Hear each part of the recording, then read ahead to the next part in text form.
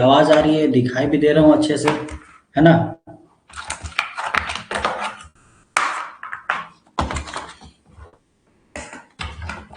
अभी दिखाई दे रहा हूँ तो जरा बता दो कैसा लग रहा हूँ।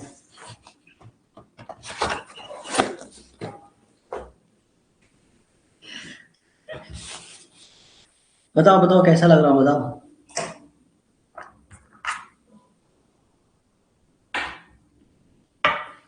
बहुत खूबसूरत, वाह। ऐसे ही तारीफ तारीफ कभी कभी कर दिया करो, अच्छा लगता है तारीफ सुनने में। अरे बाकी सब लोग भी किया करो यार, क्या मतलब। वालेकुम अस्सलाम। थोड़ा आओ, देखो टीचर है सामने बैठा है, तारीफ वारीफ करो। इतने अच्छे से तैयार होके बैठता हूँ यार क्लास लेने के लिए। तुम लोगों के लिए पता है, थोड़ा खूबसूरत दिखने के लिए स्पेशल लाइट लगाता हूँ सामने, ताकि चेहरा, अब रियलिटी में जो भी है खैर वो अलग है, लेकिन सामने अच्छा दिखना चाहिए ना कैमरा में। ठीक है। मेरा सारा यहाँ ठीक है, रेडी है। ओके। तो अभी फिलहाल कितने लोग आ चुके हैं? 7 लोग आ चुके हैं, ठीक है। 2 स्टूडेंट ने तो वैसे भी बताया था कि वो नहीं आ पाएंगे क्योंकि उनका कुछ इशू है, वो अभी लाइव क्लास तो नहीं ज्वाइन करेंगे, कोई बात नहीं। देखते हैं, और एक आध दो अगर आ जाएंगे तो आ जाएंगे। हम 2 मिनट के अंदर सेशन को स्टार्ट करेंगे। थोड़ा सा मैं तब तक रिकैप दे देता हूँ आपको, जो हमने पिछले क्लास में किया था। तो लास्ट क्लास में आपको हमने बेसिक बेसिक चीजें ही बताई थी, किस तरीके से इलेक्ट्रॉन डिस्कवर हुआ, किस तरीके से प्रोटॉन का डिस्कवरी हुआ। रदरफोर्ड का जो इलेक्ट्रॉन का डिस्कवरी था हमारा, जिसको कैथोड रे एक्सपेरिमेंट के नाम से हम जानते हैं। प्रोटॉन का जो डिस्कवरी हुआ था गोल्ड एस्टविन के द्वारा, जिसको हम लोग यहाँ पर एनोड रे एक्सपेरिमेंट के नाम से भी जानते हैं। इनके फंडामेंटल्स हमने यहाँ पर आपको बताए थे, जो प्रॉपर्टीज है कि भाई एनो कैथोड रे हो या एनोड रे हो, कैथोड रे का हमारा चार्ज नेगेटिव था, जिसका बाद में जाके नाम इलेक्ट्रॉन पड़ा। रदरफोर्ड ने इसको नाम नहीं दिया था, ठीक है। ये आपको याद रखना, रदरफोर्ड ने इसको नाम नहीं दिया था, नामकरण किसी और ने किया था बाद में आकर के। सेम उस तरीके से एनोड रे के द्वारा हमें पता चला कि एक पॉजिटिव चार्ज का भी पार्टिकल आइटम में है, जिसका नाम बाद में हमें प्रोटॉन पता चला। दोनों ही मैग्नेटिक फील्ड लगाने पे अपने अपने अकॉर्डिंग डिफ्लेक्ट करते हैं, एक पॉजिटिव की तरफ एक नेगेटिव की तरफ, जैसा उनका चार्ज है। इलेक्ट्रिक फील्ड लगाएंगे तो भी वो सेम तरीके से आपको डिफ्लेक्शन शो करेंगे। अगर हमने वहां पे कोई सॉलिड ऑब्जेक्ट रखा तो वो वहां पर शैडो भी बनाते हैं, शैडो बनाते हैं, जिससे हमें समझ आता है उनके पास मास है। अब मास से याद आता है ई बाई एम रेशियो, किसको किसको याद है ई बाई एम रेशियो? एक बार फटाफट से कमेंट में मुझे करके बताओ, उसका यूज होगा आगे अभी। और अभी कुछ क्वेश्चंस, पहले हम क्वेश्चंस ही करेंगे, 8-10 एमसीक्यू क्वेश्चन से। हाँ अभी कुछ नहीं, मैं नहीं दिखाई दे रहा हूँ, ये बताओ मैं दिखाई दे रहा हूँ कि नहीं? अभी मैंने अभी स्क्रीन शेयर नहीं किया, कुछ भी मैं प्रेजेंट नहीं कर रहा हूँ आपको, अभी सिर्फ मैं सामने। किनका था? सानिया का। तो एक बार आप ये बताइए कि आपको मैं दिख रहा हूँ कि नहीं, बस। हाँ ठीक है, मैं विजिबल हूँ ना, वही ठीक है। अभी मैंने कुछ भी आपको रिप्रेजेंट नहीं किया, मैं बस वर्बली आपको चीज एक्सप्लेन कर रहा हूँ लास्ट क्लास का। हाँ ठीक है, 1.758820 इंटू 10⁻11 कूलम पर केजी, ये ई बाई एम रेशियो हमारा आया था। 1.8 भी लिखा है तो इन्होंने, ठीक है 1.8 वो भी चलेगा, राउंड राउंड ऑफ करके हम उसको लिख सकते हैं, बट ध्यान रखना है कि एग्जैक्ट वैल्यू पे आपको याद हो, क्योंकि एग्जाम में ऐसा ना हो कि एग्जैक्ट वैल्यू आ जाए और फिर आप दिक्कत करो, क्योंकि ये एमसीक्यू में आपका पूछा जा सकता है। आपका जो एग्जाम, जिस एग्जाम को आप टारगेट कर रहे हो, वो हेवी टॉपिक को टारगेट नहीं कर रहे हैं, मतलब हेवी तरीके के एमसीक्यूज उतना ज्यादा वो नहीं जाते, बहुत ज्यादा डिटेल में जाके क्वेश्चन पूछना ये इनका स्टाइल नहीं है। ये जो लेवल है ये नीट के आसपास है, ये नीट से थोड़ा सा नीचे है। तो नीट से नीचे लेवल का ही आप समझ सकते हो किस लेवल में आपके क्वेश्चंस यहाँ पे आएंगे। तो हम लोग उसी तरीके के, उसी प्रकार के यहाँ पे क्वेश्चंस करने वाले हैं। तो पहले तो 8-10 क्वेश्चन है जो प्रीवियस क्लास के हैं, उसको हम पहले यहाँ पे सॉल्व करेंगे। आपको आंसर कमेंट करके बताना होगा, मैं यहाँ प्रेजेंट कर रहा हूँ स्क्रीन अभी। एंड देन उसके बाद हम यहाँ पे आगे चलेंगे। तो अगला जो हमारा टॉपिक होने वाला है, अब हम एटॉमिक मॉडल के बारे में पढ़ेंगे। क्योंकि अभी तक हमें इतना समझ में आ चुका है कि आइटम है, आइटम के अंदर अब 2 चीज हमें मिल चुकी है, एक इलेक्ट्रॉन एक प्रोटॉन है। तो अब यहाँ पे सब लोगों ने ये दिमाग लगाना शुरू किया कि असल में आइटम के अंदर में ये जो इलेक्ट्रॉन और प्रोटॉन है वो किस तरीके से होंगे, मतलब इनका जो घर बसा हुआ है, तो इनका घर किस तरीके से बसा हुआ है, दोनों के अंदर बंटवारा कैसा हो रहा है, ये हमें समझना होगा। तो चलिए पहले तो ये देख लेते हैं कि क्या क्या क्वेश्चंस आ सकते हैं यहाँ पर, वो हम पहले देखेंगे। तो ये रहे क्वेश्चंस आपके स्क्रीन के सामने। एक बार ये विजिबल है कि नहीं बता देना, मैं थोड़ा इसको जूम भी कर लूंगा ताकि एक क्वेश्चन आपको एक बार में ही दिखेगा। तो बता दीजिए ये आपको विजिबल है कि नहीं, फटाफट कंफर्म कीजिए। ठीक है, चलिए। तो पहला क्वेश्चन आपको दिख रहा है स्क्रीन पे, जो कि which observation first indicate that atoms are divisible. ये किस ऑब्जर्वेशन के थ्रू हमें पता चला था कि आइटम्स डिविजिबल है? क्योंकि आइटम इनविजिबल है हमारा, ये तो हम जानते हैं कि आइटम हमारा इनविजिबल मतलब इनडिविजिबल था, जो कि हमें जॉन डाल्टन साहब ने बताया कि आइटम को हम डिवाइड नहीं कर सकते। बट हमें किसके थ्रू ये पता चला कि आइटम डिवाइड भी हो सकता है? थोड़ा दिमाग लगाना, ये डायरेक्ट आपको आंसर नहीं मिलेगा। लास्ट क्लास में जितना भी डिस्कस किया मैंने, डायरेक्ट कहीं पे नहीं बताया इसके बारे में। तो थोड़ा सा सोचो क्या हो सकता है इसका आंसर। आपको एक नंबर का आंसर क्या हो सकता है बता दो। D, law of multiple proportion. Okay, सोचो सोचो, सभी को थोड़ा सा मैं 2 मिनट का समय दे रहा हूं, आप सभी लोग इसका मुझे बताओ आंसर।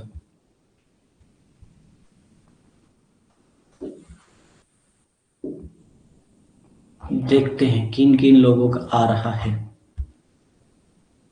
आपको याद है जो आप, उम्मीद है कि आपने नोट्स तो बनाया होगा, मैंने नोट्स शेयर भी किया था। आपको याद है नोट्स का जो पहला हमारा जो पेज था, उसमें इलेक्ट्रोस्टैटिक का एक छोटा सा इमेज बना हुआ था साइड में, है ना?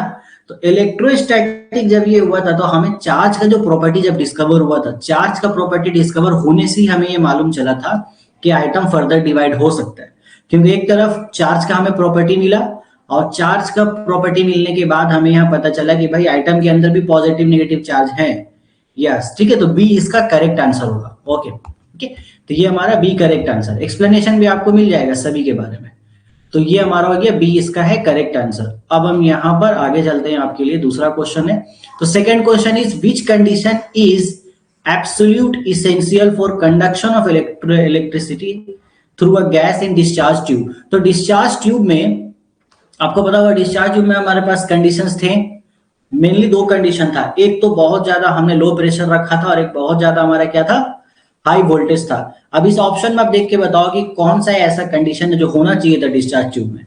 फटाफट से बताओ, क्या हाई टेम्परेचर चाहिए, हाई प्रेशर चाहिए, या वेरी लो प्रेशर चाहिए, या फिर इलेक्ट्रोड का प्रेजेंस होना है? क्या है इसेंशियल, क्या है, जल्दी बताओ। Option C, very low pressure. ठीक है, रौनक का आंसर आ गया, वेरी गुड। और बाकी सब लोग yes, C. C is correct answer, क्योंकि 2 मेन कंडीशन थे हमारे पास। एक, एकदम लो प्रेशर होना चाहिए, और दूसरा एकदम हाई वोल्टेज होना चाहिए। तो ऑप्शन में हाई वोल्टेज नहीं है, सिर्फ लो प्रेशर है। अब मान लो इसी ऑप्शन में अगर आपको ये दे देता लिखा हुआ कि हाई वोल्टेज भी है, तो आप देख लेना अच्छे से कि ऑप्शन बोल क्या रहा है। ठीक है, एक बार इस तरह के क्वेश्चन में अच्छे से देखना। अगर क्वेश्चन में ये बोल दे कि कौन कौन सा है, मोर देन वन भी करेक्ट हो सकता है। चांसेस है कि अगर आपको वेरी लो प्रेशर और हाई वोल्टेज दोनों दे दे, तो देखना ऑप्शन में ऐसा पूछेगा, A and B, C and D, इस तरीके से। ठीक है, ठीक है, सभी के आंसर आ चुके हैं ऑप्शन सी, और option C is the correct answer. अब हम चलते हैं अपने नेक्स्ट क्वेश्चन की तरफ। तो नेक्स्ट क्वेश्चन है आपका, cathode rays travel from. Cathode ray कहां से कहां ट्रेवल करता है बताओ। एनोड से कैथोड, कैथोड टू एनोड, या फिर आपका थोड़ा छोटा कर देते हैं इसको, 4 ऑप्शन एक जगह दिख जाएंगे, या फिर centre of tube, positive to negative plate. बताओ कैथोड रे कहां से कहां ट्रेवल कर रहा था? बहुत आसान सवाल है। Option B, cathode to anode. ठीक है, और तो इना का आंसर आ गया B, B. Okay, very good, मतलब पढ़ के आए हो आप लोग, अच्छी बात है, सही आंसर है। कैथोड से एनोड ही वो ट्रेवल कर रहा था। ओके, तो क्वेश्चन नंबर 4 पे हम चलेंगे। ये बोला है the sharp shadow formed by cathode rays indicates that they. जो शार्प शैडो बना था, हमने जो शैडो बना था उससे हम क्या समझे थे कि इसके पास क्या प्रॉपर्टी हो सकती है? 4 नंबर का बताएंगे, 3 नंबर हो गया बी। ठीक है, सबका आंसर आ गया यहाँ पर। शैडो जो बना था उसमें हमने क्या किया था, एक प्लस वाला ऑब्जेक्ट रख दिया था, रदरफोर्ड ने। शैडो बना था, शैडो बनने से हमें क्या पता चला कि इसके पास क्या प्रॉपर्टी हो सकती है? सी, ट्रेवल इन स्ट्रेट लाइन। हाँ, ये तो है, ठीक है, ये ओके, ठीक है, चलो वेरी गुड। सी इसका होगी कि स्ट्रेट लाइन में ट्रेवल कर रहे थे, तभी वो शैडो बना पाए थे। ओके, अब क्वेश्चन नंबर 5 में क्या है, which observation confirms the particle nature of cathode ray. हमें किससे ये पता चला था कि पार्टिकल नेचर होगा? फ्लोरेसेंस ऑन जिंक सल्फाइड, क्या स्क्रीन पे जो चमक रहे थे उससे पता चला, या इलेक्ट्रिक फील्ड से, या प्रोडक्शन ऑफ एक्स रे से, या फिर रोटेशन ऑफ पैड व्हील से? बताना है आपको। ठीक है, तो क्वेश्चन नंबर ये 5 का बताना है आपको। ठीक है, क्वेश्चन नंबर 4 हो गया। 5 का क्या बोल रहे हैं, deflection of electric field. Okay, Sania का ये आंसर आया है, बाकी सबका भी आने का इंतजार करते हैं, थोड़ा देखते हैं बाकी सबका क्या कहना है। बताओ बताओ बताओ, जल्दी जल्दी बताओ। सानिया, इधर है option number B, deflection of electric field. Option A, option B, option A, option B पे आप लोग जा रहे हो। नहीं नहीं, ऑप्शन ए ऑप्शन बी दोनों गलत है। पार्टिकल नेचर जो था, ये पॉइंट शायद मैंने डिस्कस किया ही नहीं, तो शायद आप नहीं बता पाओगे। आई मतलब मेरी गलती है इसमें। पार्टिकल नेचर जो था वो इससे पता चला था कि वो एक्सरे बना रही थी, ठीक है, इससे पता चला था। ये आप नोट करके लिख लेना। ये शायद शायद ये पॉइंट मैंने डिस्कस नहीं किया, तो सॉरी, मेरी गलती है ये। लेकिन ये जो एक्सरे बना रही थी, एक्सरे का भी एक प्रॉपर्टी उनको देखा गया कि अगर बॉडी के अंदर से पार कराया जाए तो एक्सरे भी बना सकती है। तो एक्सरे प्रोड्यूस करने की नेचर से हमें पता चला था कि भाई ये जो भी कैथोड रे है इसके पास पार्टिकल नेचर है। ये नोट करके अच्छे से लिख लीजिएगा, ठीक है। इसका आंसर होगा ऑप्शन सी आपका। क्लियर है? आगे चलेंगे। अब क्वेश्चन नंबर 6 बहुत आसान है। The charge to mass ratio e by m of electron was experimentally determined by. ये तो आप बिना ऑप्शन देखे ही बता दोगे। ई बाई एम रेशियो बताया किसने था? क्वेश्चन नंबर 6 का आंसर बताओगे, ठीक है। ई बाई एम रेशियो किसने दिया था? आपसे वैल्यू नहीं पूछ रहा है, अभी पूछ रहा है किस साइंटिस्ट ने बताया था। क्या आंसर किया है इसमें? J J Thompson.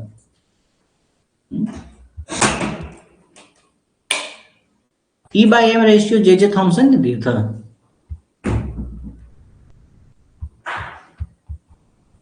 ऐसा कैसे यार? E by m ratio J J Thomson ने दिया था?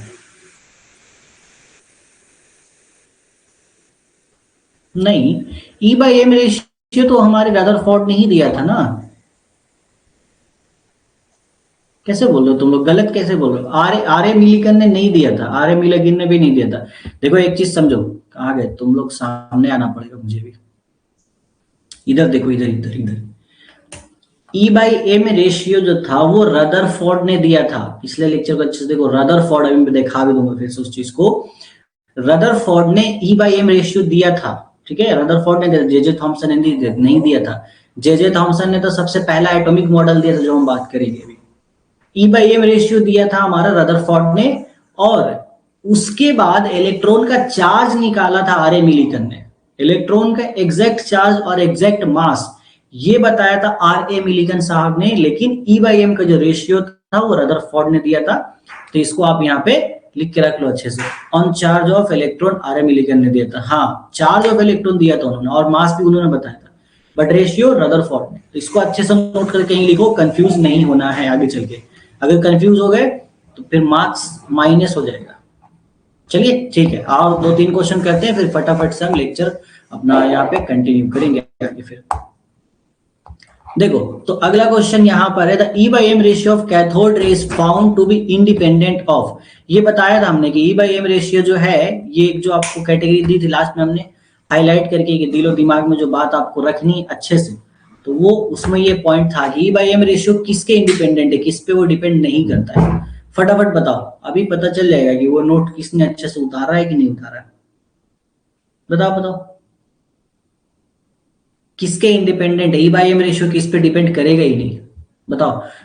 अप्लाइड वोल्टेज पे नहीं करेगा, इलेक्ट्रिक फील्ड स्ट्रेंथ पे नहीं करेगा, नेचर ऑफ गैस पे नहीं करेगा, या फिर आपका लेंथ ऑफ डिस्चार्ज ट्यूब पे नहीं करेगा। आई थिंक ये क्वेश्चन किसी को याद नहीं है, किसी को भी याद नहीं है, बहुत गलत बात है।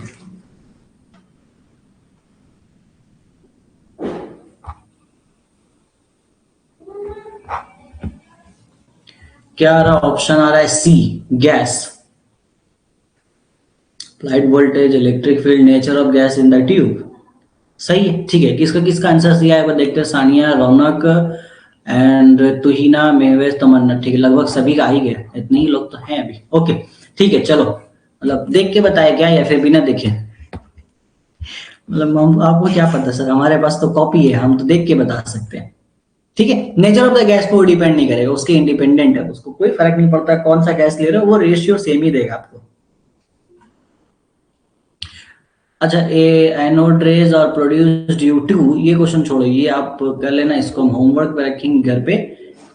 Question number 10, large angle and backward scattering alpha. नहीं, ये तो अभी ठीक है, इसको रहने दो। ठीक है, जितना क्वेश्चन था हो गया, अब हम यहाँ पे टॉपिक स्टार्ट करते हैं। आगे क्वेश्चन हमारे रदरफोर्ड के लिए, बिना देखे। अच्छी बात है, वेरी गुड। चलो ठीक है, हाँ, क्लास में मैंने बताया था, ये बात तो सही है, ये बात तो सही है आपकी। चलिए ठीक है, अब हम क्या करते हैं, अब हम आगे चलेंगे। अब हमारे क्या टॉपिक यहाँ पे समझ लेना, पढ़ेंगे क्या। सिंपल सी बात है, अभी हमें ये पता चल चुका है कि आइटम को हम डिवाइड कर सकते हैं। अब आइटम के घर के अंदर हम घुस चुके हैं, तो अब आइटम के अंदर, घर के अंदर घुसने पे अब हमें ये समझना होगा कि एक जो पॉजिटिव चीज है प्रोटॉन, और एक जो नेगेटिव चीज है इलेक्ट्रॉन, वो रह रहे हैं कैसे, दोनों के बीच में आपसी रिश्ता कैसा है, कितना प्यार है, कितना मोहब्बत है, कितना टकरार है, कितना वो एक दूसरे के साथ यहाँ पर धोखाधड़ी कर रहे हैं, यही सब हमें जानना है। अब लोगों ने वही सब जानने की कोशिश की, पर गजब की बात यह है कि अभी तक किसी को यह पता नहीं है कि न्यूट्रॉन भी है, जो कि कहीं बीच में एक सस्पेंस क्रिएट कर रहा है। तो उसके बारे में अभी तक किसी को पता नहीं चला, अभी तक न्यूट्रॉन की एंट्री हुई नहीं थी, डिस्कवरी नहीं हुआ था उसका। ठीक है, तो अभी सिर्फ प्रोटॉन और इलेक्ट्रॉन के रिगार्डिंग ही, उसको ही मद्देनजर रख के, और खास तौर से इलेक्ट्रॉन, क्योंकि इलेक्ट्रॉन बहुत ही चंचल किस्म का इंसान है, तो उसको मद्देनजर रख के ही ये पूरा का पूरा एटॉमिक मॉडल वो बता रहे थे। ठीक है, चलो अभी देखते हैं। यहां पर अब हम आएंगे अपने प्रेजेंटेशन के ऊपर। ठीक है, आई होप ये सब क्लियर होगा सबको। तो यहां पर डायरेक्ट अब हमारे पास है रदरफोर्ड का एक्सपेरिमेंट। तो इनका एक्सपेरिमेंट बहुत सिंपल था, बहुत सिंपल, ज्यादा कुछ नहीं। देखो, एक जे थॉमसन का भी मॉडल है, लेकिन वो हमारे सिलेबस के अकॉर्डिंग उतना इंपॉर्टेंट नहीं है, तो हम उसके बारे में चर्चा नहीं करेंगे। ठीक है, उनका मॉडल बहुत सिंपल था, मैं एक शॉर्टकट में आपको बता देता हूं, और वो उतना सक्सेसफुल भी नहीं था, वो उतना सक्सेसफुल नहीं था। लेकिन हाँ, अरे गजब की बात यह है कि उस मॉडल के लिए इनको नोबेल प्राइज मिला था यार। नोबेल प्राइज मतलब सोचो। ठीक है, तो कई बार नोबेल प्राइज इसलिए नहीं मिलता कि आपने क्या वैल्यू बताई है, कई बार टाइम मैटर करता है। तो जे थॉमसन का जो पहला मॉडल था, उनको नोबेल प्राइज इसलिए मिला क्योंकि उन्होंने सबसे पहला अटेम्प्ट लिया था इस मॉडल को, मतलब बताने के लिए कि भाई इलेक्ट्रॉन प्रोटॉन हो कैसे सकते हैं, बस उस वजह से। तो इनका जो मॉडल था उसको वाटरमेलन टाइप मॉडल बोला जाता है, फिर प्लम पुडिंग मॉडल बोला जाता है, ऐसा इनका नाम है।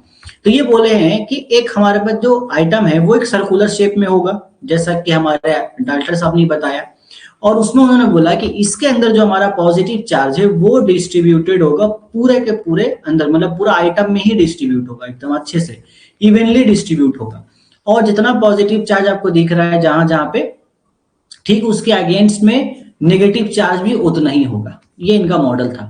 इस तरीके से नेगेटिव चार्ज भी वैसे ही होगा, मतलब जितना प्रोटॉन उतना ही इलेक्ट्रॉन आपका इक्वली इवनली डिस्ट्रीब्यूटेड होगा।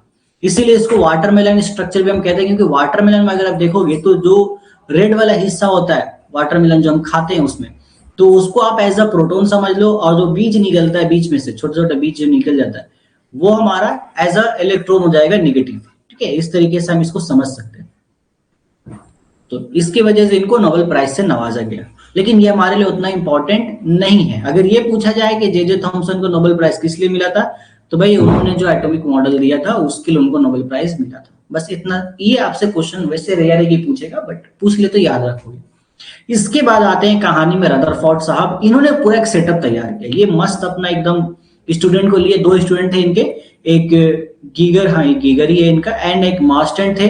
तो ये दो स्टूडेंट थे उनके, इनको बुलाया, बोले बेटा अब करना क्या है कि हमें इलेक्ट्रॉन प्रोटॉन मिल गया है, अब इनके घर में घुस करके हमें अच्छे से इनकी खातिरदारी करनी। तो घुस गए इनके घर में जा करके, और उसके लिए पूरा सेटअप लिया। देखो क्या किया, एक रेडियो एक्टिव सोर्स तैयार किया। आई होप रेडियो एक्टिव आपको पता होगा कि रेडियो एक्टिव एलिमेंट्स होते हैं, जिसमें से हमारे पास 3 रे मेनली निकलते हैं, एक अल्फा रे होता है, एक बीटा रे, एक हमारा गामा। तो इन्होंने एक ऐसा रेडियो एक्टिव सोर्स लिया, तो बिस्मुथ या फिर प्लोनियम, मेनली उन्होंने प्लोनियम लिया था। प्लोनियम उनके पास अवेलेबल था, उसको लिया, और प्लोनियम लिया जिसमें सिर्फ उन्होंने अल्फा रे निकाला, यानी कि अल्फा पार्टिकल। तो अल्फा पार्टिकल एक हीलियम न्यूक्लियस के जैसा एक्ट करता है, तो उनको इसी से काम था, एक पॉजिटिव चार्ज वाला आदमी चाहिए था, तो वो उन्होंने लिया। और इसको टारगेट किस पे किया, एक थिन गोल्ड, एकदम पतला सा सोना का चादर लिया, एकदम पतला सा सोना का एकदम शीट लिया, बहुत पतला था। इसकी जो मोटाई थी 10⁻⁻7 मीटर थी, 10⁻⁻7। अब 1 मीटर अगर आप देखोगे तो उसका आपको एकदम 10⁻⁻7 बहुत छोटा है, 1,00,000 हिस्सा आप लोगे उस पतला सा सीट को तो जमोगे, 1 मीटर से भी कम, बहुत कम। तो अब क्यों चूज किया गया, ये क्वेश्चन पूछा जाता है मेनली कि ये क्यों चूज किया गया, गोल्ड का ही शीट उन्होंने क्यों लिया। तो इसका सिंपल आंसर ये है कि गोल्ड का शीट इसलिए लिया क्योंकि वो मैलिएबिलिटी नेचर है उसके पास। मैलिएबिलिटी नेचर ऐसा होता है कि हम उसको किसी भी शेप में ला सकते हैं। अगर इन जनरल बात करें तो मैलिएबिलिटी वर्ड का मतलब होता है ऐसा चीज जिसको हम नुकसान पहुंचा सकते हैं, सिंपल, बहुत आसानी से नुकसान पहुंचा सकते हैं। तो गोल्ड को जो सीट है, गोल्ड जो मेटल, इसको हम बहुत आसानी से नुकसान पहुंचा सकते हैं। और बहुत आसानी से हम उसको बोलेंगे, मारेंगे पीटेंगे, जैसा भी शेप चाहेंगे बन जाएगा। तो इस वजह से गोल्ड को लिया गया था। ये याद रखना कि गोल्ड को क्यों लिया गया, मैलिएबिलिटी नेचर की वजह से। ये एमसीक्यू बनता है, 110% बनता है आपके एग्जाम्स में। और यहाँ पर एक डिटेक्टर लगा दिया गया, एक रोटेटिंग सर्कल था जैसा भी नक्शे में दिख रहा है, ऐसा पूरा उन्होंने सेटअप बनाया। तो एक उनके पास ये सोर्स था, ये देख लेना, ये एक सोर्स है हमारे पास, या माइक्रोस्कोप में उन्होंने रख दिया था। यहां से हमारा निकल रहा है रे, और वो रे जाकर के किसको टक्कर मार रहा है, ये बीच में जो गोल्ड का प्लेट रखा हुआ है। अब इस गोल्ड के प्लेट में सारे रेस जाके टक्कर मार रहे हैं। टक्कर मारने के बाद रेस यहाँ पे डिफ्लेक्ट हो रहे हैं, रिफ्लेक्ट हो रहे हैं, कुछ डिफ्लेक्ट हो जा रहा है, कुछ रिफ्लेक्ट हो जा रहा है। तो ज्यादातर रेस यहाँ पे डिफ्लेक्टिव हो रहा है, अंदर जा रहे हैं, अंदर से यहाँ पे पार होकर इधर चले जा रहे हैं, कोई एकदम स्ट्रेट पार हो जा रहा है, कोई ऐसे पार हो जा रहा है। ये सब ऑब्जर्वेशन देखने को मिल रहा था। और ये पता कैसे चल रहा था कि कहाँ कहाँ किस डायरेक्शन में आ रहा है। ये जो पूरा रोटेटिंग साइड है, ये रोटेटिंग साइड पे हमने पूरा जिंक सल्फाइड का पेंटिंग कर रखा था इस तरीके से मजे से एकदम। तो जहां जहां पे भी रे हमारा स्ट्राइक कर रहा है, वहां वहां हमें एक अच्छा सा चमकता हुआ चीज समझ में आ रहा है। तो अच्छी बात है, तो हमें इससे ये समझ आ गया कि ठीक है कुछ तो हो रहा है। अब इसके बाद उन्होंने ऑब्जर्वेशन शुरू किया कि जो रेज निकल रही है वो एक्चुअली में क्या कर रही है। इसके बाद इन्होंने पूरा ऑब्जर्वेशन शुरू किया। तो ये मैं बना के भी दिखा देता हूँ कि इनका सेटअप क्या था। बहुत सिंपल सा इनका सेटअप था। एक इन्होंने सोर्स लिया, मैं वो सोर्स को बॉक्स पे बना रहा हूँ, ठीक है, 3D बॉक्स ऐसे। इस बॉक्स के अंदर उन्होंने एक रेडियो एक्टिव एलिमेंट रख दिया, कुछ भी। अब यहां से रेज हमारी निकल रही है, ये रेज टारगेट कर रही है आपका एक पतला सा गोल्ड का शीट है, पतला सा एकदम पतला, ठीक है, वेरी गुड। और इसके चारों तरफ उन्होंने इस तरीके से ऐसा पूरा एक शेप बनाया, बुलाओ मजे से। और इसको पूरा जिंक सल्फेट से हमारा पेंटिंग कर दिया, मस्त कोटिंग। अब जितनी भी रेज यहाँ पे निकल रही हैं, अब जैसे ही ये जो रेज है सब के सब यहाँ गई, मस्त यहाँ जैसे इस पे पहुंची तो कुछ ऐसे पहुंची, कोई यहाँ चली गई, कोई यहाँ चली जा रही है, कोई सीधा जा रही है, कोई सीधा, कोई इधर है, कोई इधर है। अब जैसा मर्जी हो रहा है, ओके, आ रहा है बहुत आराम से। तो यहाँ पर उन्होंने ऑब्जर्वेशन शुरू किया। बोले जो रेस जा रहा है, लगभग उन्होंने देखा कि 20,000 रेस पार हुए, ठीक है, 20,000, इसको नोट करना अच्छे से, इसको समझना। 20,000 रेस जब पार हुए तो उसमें से सिर्फ एक रे ऐसा था जो टकरा के वापस आ गया। बाकी सब तो चलेगा एकदम आर पार, मतलब ऐसा मालूम हो रहा था कि रास्ता एकदम खाली है, जिसको जैसे जाना है चले जाए, कोई रोकने टोकने वाला है ही नहीं, जिसको जहां जाना है चल जाओ, कोई दिक्कत नहीं। तो एक रे ऐसा था, वो यहां से गया मस्त, उसको भी लगा मैं भी पार हो जाऊंगा, लेकिन उसको क्या पता उसकी किस्मत खराब है, होती है बहुत किसी का। 20,000 में वो एक बेचारा अकेला था, वैसे गया, वहां से उसको टकरा करके उल्टा पैर वापस आना पड़ा। अब वो क्यों वापस आया इसके बारे में बात करेंगे हम। पहले इतना बताओ कि ये जो अभी मैंने पूरा आपको सिलसिला बताया, कहानी, जो एक्सपेरिमेंट का सेटअप, ये समझ में आया कि नहीं? फटाफट से कंफर्म कीजिए चैट में कि इतना पूरा सेटअप समझ में आया कि नहीं, या यहाँ पे कोई डाउट है आपका भी?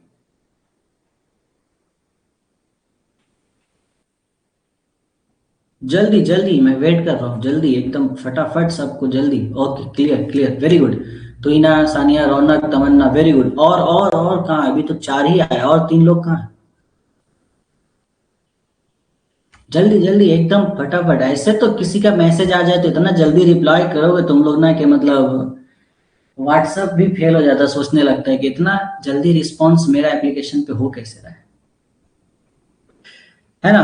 हाँ, अब किसी स्पेशल आदमी का मैसेज आ जाए उसके बाद तो इतना तेजी से रिस्पॉन्स करोगे कि कोई दिक्कत ही नहीं है। हाँ, वाह, हंसी हंसी तो आएगी इस पर तो बिल्कुल हंसी आएगी, है ना? ठीक है, तो वैसे यहाँ पे भी एकदम सुपर फास्ट तुमको यहाँ पे भी रिस्पॉन्स करते रहना होगा, ठीक है। चलो, तो यहाँ तक समझ में आ गया। अब यहाँ जैसे 20,000 में से एक जो रे था जिसकी किस्मत खराब हुई थी, आओ चलो थोड़ा उससे पूछते हैं। तो रदरफोर्ड गए उससे थोड़ा बात करने के लिए, पूछे, बेचारा को साइड में लेके आए, बोले आओ बेटा क्या हुआ बताओ, हुआ क्या आखिर तुम्हारे साथ, पहले तुम ही बताओ। अभी तक रदरफोर्ड एक चीज समझ चुके थे, ठीक है, अभी तक एक चीज समझ चुके थे कि 20,000 में एक ही रे वापस आया है, मतलब 19,999 पार हो गया। इससे उन्होंने एक चीज पता लगा ली कि यहाँ पर जो भी हमने मेटल लिया, मतलब मेटल के अंदर एक जो आइटम है उसके अंदर खाली जगह बहुत है, मतलब बहुत ज्यादा खाली जगह, वैकेंट स्पेस बहुत है। ये तो उन्होंने पता लगा लिया था, बहुत ज्यादा वैकेंट स्पेस है। तो वो जो एक आदमी था उसके पास, अब उसको लेके गए, बोले ये वाला रे को लाए। अब रदरफोर्ड पूछ रहे बताओ क्या हुआ।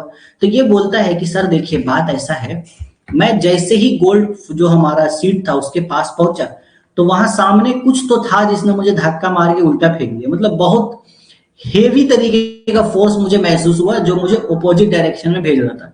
अब मुझे ऐसा लगा कि ये जो फोर्स है जो मुझे भेज रहा है अपोजिट डायरेक्शन में, वो बिल्कुल मेरे जैसा है, मतलब उसका नेचर कहीं ना कहीं मेरे जैसा है।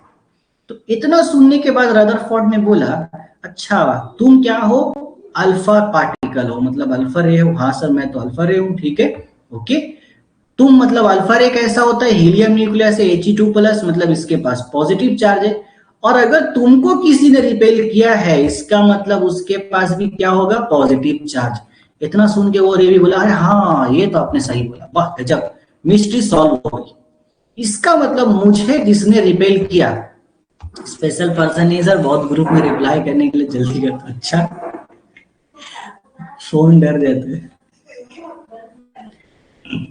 बढ़िया बढ़िया, ठीक है ठीक है। अभी इसका देख लो, अल्फा रे ये जो कहानी था, तो इसको समझ में आया कि इसने सिंपल ऐसी बताया कि सर मुझे ऐसा लगा कि जिसका भी मुझे फोर्स महसूस है मेरे ही जैसा था वो, उसके पास मेरी ही जैसी शक्तियां थी। जैसे होता है ना फिल्म वगैरह में होता है, हीरो विलन लड़ता रहता है, तो अचानक से हीरो के सामने बहुत भारी विलन आ जाता है, वो बोलता है फिर जाके अपना गुरु को, मैं जिससे लड़ा ना गुरु, उसको लगा कि मेरे साथ मेरे ही जैसी शक्तियां हैं उसके पास।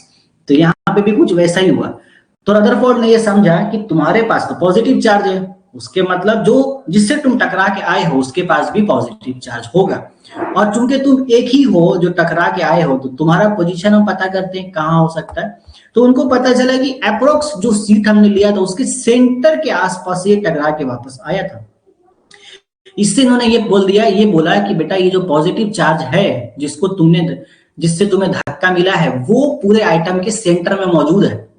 यानी कि पॉजिटिव चार्ज किसका है आइटम का? अभी तक हम जानते हैं वो है प्रोटॉन का। तो यहां से इनको ये पता चला कि जो भी प्रोटॉन है, जितना भी प्रोटॉन है आइटम का, वो पूरे आइटम में एक छोटे से जगह में मौजूद है। और मोस्ट प्रोबेबली वो बीच में है, क्योंकि यहाँ पे सेंटर का ही मामला समझ में आया था, मोस्ट प्रोबेबली बीच में है। अब ये बताना है कि ये जो कहानी है समझ में आई कि नहीं, ये एक अकेला इंसान का जिसने इतना इंफॉर्मेशन दे दिया आपको, बताओ इस अकेले दुखियारे रे का कहानी समझ में आया कि नहीं? फटाफट कंफर्म करो, चलो।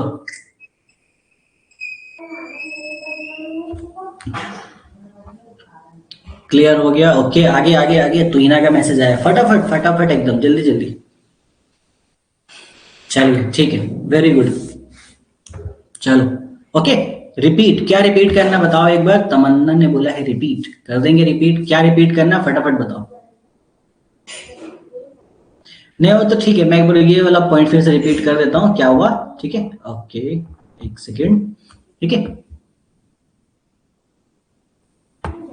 हेलो, इतना तो समझ में आ गया ना कि यहाँ पे ओवरऑल हो क्या रहा था। बहुत सारे रेस यहाँ पे जा रहे थे, लगभग हमारे रदरफोर्ड साहब ने 20,000 रेस भेज दिए, सारा रे वहां से पार हो गया। तो जब पार हो गया इसका मतलब रदरफोर्ड ने कंक्लूजन निकाला कि आइटम के अंदर ज्यादातर जगह खाली है, क्योंकि रेस जो जा रही है, अब वो भेज रहा है पॉजिटिव चार्ज, उसको कोई रिपल्शन नहीं मिला, ना ही कोई अट्रैक्शन मिला, कुछ नहीं, वो बस चला गया, पार हो गया, आर पार, खत्म, वैकेंट स्पेस है।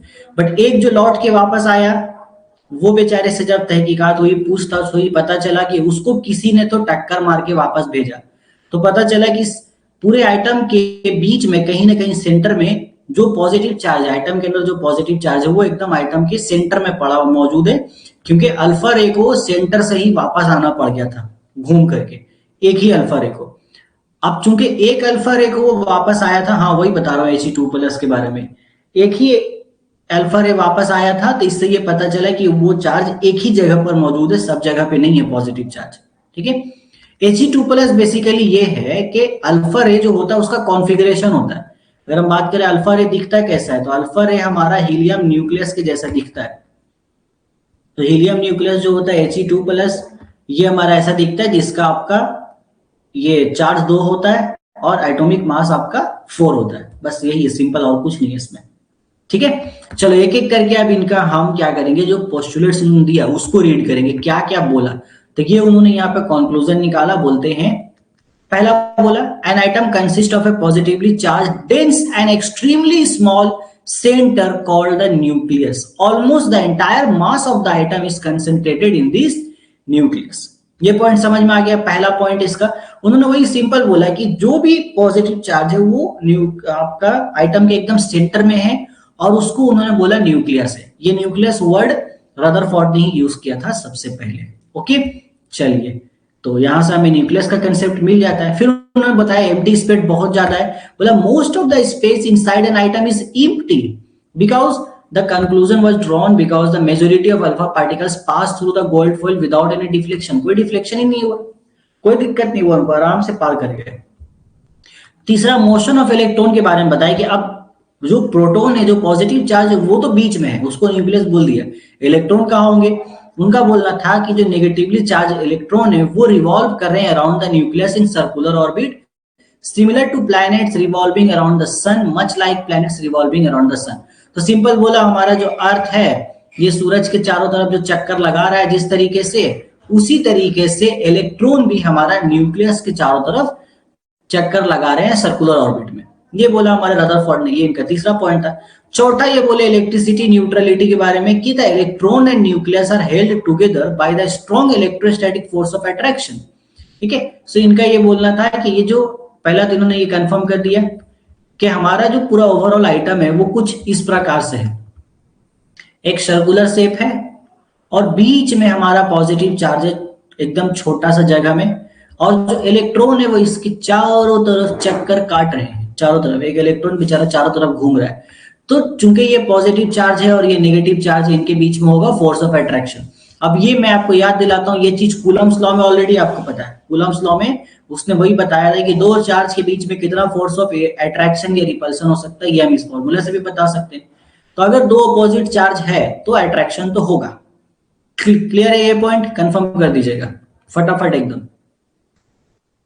इसके बाद लास्ट पॉइंट के बारे में हम चर्चा कर लेते हैं, इसके बाद आपका फीडबैक ले लेंगे। अच्छा, लास्ट पॉइंट तो यही था, ठीक है। तो ये इनका मेन 4 पोस्टुलेट था। अब इसमें अगर कोई डाउट है तो जल्दी बताओ, नहीं तो हम आगे चलेंगे। ठीक है, clear clear clear, very good, okay. चलो, तो अब हम यहाँ पे आगे चलते हैं कहानी को लेके। ये इनका मेन समझ में आ गया, ठीक है, अच्छी बात है। ये हमारा इधर था, ये हाँ ऑब्जर्वेशन हो गया। ये ऑब्जर्वेशन यही था, ये वाला यहाँ पे हमने लिख रखा है, जो मेन ऑब्जर्वेशन यही था। ये ऑब्जर्वेशन याद रखिएगा।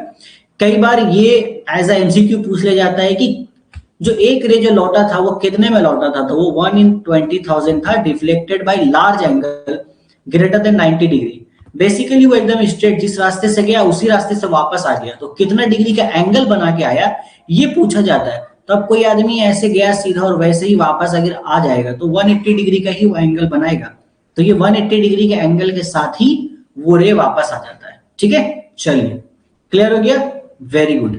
यहां से हमने रदरफोर्ड मॉडल का जो कहानी था वो हम समझ गए। बट कोई भी चीज परफेक्ट नहीं होती है, हर एक चीज में खामियां होती है, क्योंकि हम इंसान ही खुद परफेक्ट नहीं है, हम इंसान में ही कुछ खामी है, तो हमारे द्वारा जो काम किया जाएगा वो भी परफेक्ट नहीं हो सकता है। ओके, तो इसलिए देखा जाता है कि किसका काम सबसे ज्यादा अच्छा है। ये कोई नहीं बोल सकते कि मैंने जो किया एकदम अच्छा ही किया, नहीं, ऐसा पॉसिबिलिटी, ऐसा मैंने पॉसिबल है ही नहीं। तो इनके अंदर भी कुछ थोड़ा सा प्रॉब्लम दिखा है इनका रदरफोर्ड के मॉडल में, उन्होंने बहुत अच्छी से चीजें बताई। ठीक है, चलो थोड़ा सा सामने आके बात कर लेते हैं। अच्छी चीजें बता दी, पहले तो बोल दिया भाई आइटम गोल है, आराम से सेंटर एकदम न्यूक्लियस एकदम बीच में सब हमारा प्रोटॉन मौजूद है, पॉजिटिव चार्ज, बाहर में इलेक्ट्रॉन घूम रहा है मजे से, एकदम मस्त जिंदगी उसका, प्रोटॉन इलेक्ट्रॉन के बीच में मस्त फोर्स ऑफ अट्रैक्शन है, अच्छी बात है। चलिए, ठीक लगा हमें जान करके। अब यहां पे प्रॉब्लम एक चीज आई, मैक्सवेल का एक थ्योरी था जो बहुत पहले दिया गया था इलेक्ट्रोमैग्नेटिज्म का। मैक्सवेल ये बोलता है कि अगर कोई चार्ज पार्टिकल है, सुनना अच्छे से, ठीक है, मैं दिखा दूंगा जो भी स्टेटमेंट है, बट सुनना इसको अच्छे से। मैक्सवेल ये बोलता है कि अगर कोई भी चार्ज पार्टिकल है, कोई भी चार्ज हो, नेगेटिव हो या पॉजिटिव हो, और अगर वो घूम रहा है, मतलब अगर वो मोशन में है, तो एट अ टाइम, एक ना एक टाइम पे आकर के उसकी एनर्जी खत्म होगी और वो रुकेगा, उसको रुकना पड़ेगा, वो गिर जाएगा कहीं ना कहीं। ये उनका ओवरऑल एक कंसेप्ट था, और ये जो थ्योरी थी ये बहुत पहले आ चुकी थी। मतलब ये इलेक्ट्रोमैग्नेटिज्म मैंने लास्ट भी बताया था ना कि 1879 में मैक्सवेल का डेथ हो चुका था, 1871 में रदरफोर्ड की पैदाइश हुई है। तो उनका तो इनके पैदा होने से, रदरफोर्ड के पैदा होने से बहुत पहले ही उनको वो थ्योरी देके चले गए थे। सोचो, वो थ्योरी जो इनके पैदा होने से कई 50-60 साल पहले दी गई थी, वो एक थ्योरी इनका मॉडल में रुकावट बन के सामने आया। ये रुकावट बन के सामने आया कैसे, अभी आओ समझते हैं इसको, पेपर कलम पे समझते हैं इस चीज को, कैसे ये रुकावट बना। यही इनका बना एक बहुत बड़ा ड्रॉबैक। तो यहाँ पर हमारे रदरफोर्ड साहब है, ड्रॉबैक ऑफ रदरफोर्ड। पहले हम एक काम करते हैं, आपको थोड़ा सा नक्शा वगैरह बनाते हैं। तो इनके अकॉर्डिंग क्या था, सेंटर में हमारे पास न्यूक्लियस है और हमारा ये ऑर्बिट है। ऑर्बिट के ऊपर हमारा मस्त एक इलेक्ट्रॉन है जो किसी के सपनों में खोया हुआ है और अपना घूम रहा है। नेगेटिव चार्ज है, पॉजिटिव अट्रैक्शन होगा इनके बीच में, चलो ठीक है। तो इनके बीच में अट्रैक्शन है। अब ये घूम रहा है, तो ये चूंकि घूम रहा है, मोशन में है, तो मैक्सवेल ने बोला कि ऐसा कोई भी चार्ज पार्टिकल जो मोशन में होगा वो भैया एक ना एक टाइम तो उसकी एनर्जी खत्म होगी ना, कब तक घूमता रहेगा वो, तब तक घूमेगा, ऐसे लगातार घूम नहीं सकता, उसको रुकना पड़ेगा, गिर जाएगा। तो ये बोला अगर ये घूमते रहेगा तो अकॉर्डिंग टू मैक्सवेल ये घूमते घूमते एक टाइम ऐसा आएगा कि घूमते घूमते घूमते एकदम न्यूक्लियस में आके टपक जाएगा और न्यूक्लियस के साथ कोलैप्स कर जाएगा। इसका मतलब आइटम फिर एग्जिस्ट नहीं करेगा, क्योंकि प्रोटॉन न्यूट्रॉन एकदम पास पास आ गए, दोनों दूसरे को मार पीट के खत्म कर देंगे। तो जब लोग गए रदरफोर्ड के पास, रदरफोर्ड को बोला गया कि देखिए मैक्सवेल ने ये बात बहुत पहले बोली और ये 100% सही है, तो अब आप इसका एक्सप्लेनेशन कैसे देंगे कि इस चीज को हम सही कैसे मानेंगे। ठीक है, आपने तो बोल दिया, तो इसकी क्या प्रोबेबिलिटी है, क्या इसकी चांस है कि नहीं इलेक्ट्रॉन नहीं गिरेगा न्यूक्लियस में, वो घूमता ही रहेगा। और अगर वो घूमता ही रहेगा तो फिर क्या रीजन है कि वो नहीं गिर रहा है, बताना होगा, ये तो आपको बताना पड़ेगा। ठीक है, अब एक बार उनका एग्जैक्ट स्टेटमेंट देख लो, मैक्सवेल साहब ने क्या बोला। तो इन्होंने बोला according to Maxwell electromagnetism theory, a charge particle like electron undergoing acceleration circular motion में अगर वो है, should radiate energy continuously spiral inward and collapse into the nucleus। इनका वही कहना था। ठीक है, अभी थोड़ा साइंटिफिक भाषा में लिखा है, मैं समझाता हूँ आराम से। तो कोई भी एक charge particle just for electron अगर वो सर्कुलर मोशन में घूम रहा है तो वो एनर्जी रिलीज करेगा। बहुत सिंपल सी बात है, आप हम भी अगर कोई भी काम कर रहे हैं तो हम एनर्जी रिलीज करते हैं, तो ये भी अपना एक एनर्जी, इसको भी रिलीज करना ही पड़ेगा, वो करेगा ही करेगा। तो जब ये एनर्जी रिलीज कर ही रहा है तो एट अ टाइम, एक टाइम पे आके तो इलेक्ट्रॉन की एनर्जी खत्म हो जाएगी, फिर वो बंद हो जाएगा रुकना उसका, कि मतलब घूमना। अब जब उसका घूमना बंद होगा तो वो गिरेगा न्यूक्लियस के अंदर। इस चीज का उनको नहीं मिल पाया, मतलब रदरफोर्ड के पास इसका कोई भी सटीक आंसर था नहीं। ठीक है, ये इसका नक्शा देखो, यहाँ न्यूक्लियस है, यहाँ पे इलेक्ट्रॉन घूम रहा है और ये अपना रेडिएशन मतलब एनर्जी रिलीज कर रहा है। तो इसका वो नहीं दे पाए, तो इसको कहते हैं स्टेबिलिटी वाला लफड़ा। ये उनसे नहीं क्लियर हो पाया, वो क्लियर कर ही नहीं पाए। दूसरी बात एक स्पेक्ट्रम का था, स्पेक्ट्रम तो आगे चल के पढ़ेंगे, सिर्फ इस लाइन को अभी फिलहाल पढ़ लेना। It could not explain the line spectrum of hydrogen, it predicted a continuous spectrum. उन्होंने बताया कि स्पेक्ट्रम जो है वो कंटिन्यूअस आएगा, बट बेसिकली कंटिन्यूअस नहीं आता है। हाइड्रोजन का जो लाइन का स्पेक्ट्रम होता है अलग होता है। अभी बस इतना समझ लेना कि ये लाइन स्पेक्ट्रम को नहीं एक्सप्लेन कर पाए थे, बस इतना ही समझना है। स्पेक्ट्रम क्या होता है, कैसे आता है, वो बात की बात है। ठीक है, ये चीज देखना। जैसे कि ये एग्जांपल जैसे हम लेते हैं कि if a nucleus, if helium nucleus is a cricket ball, the atom has a radius of about 5 kilometre.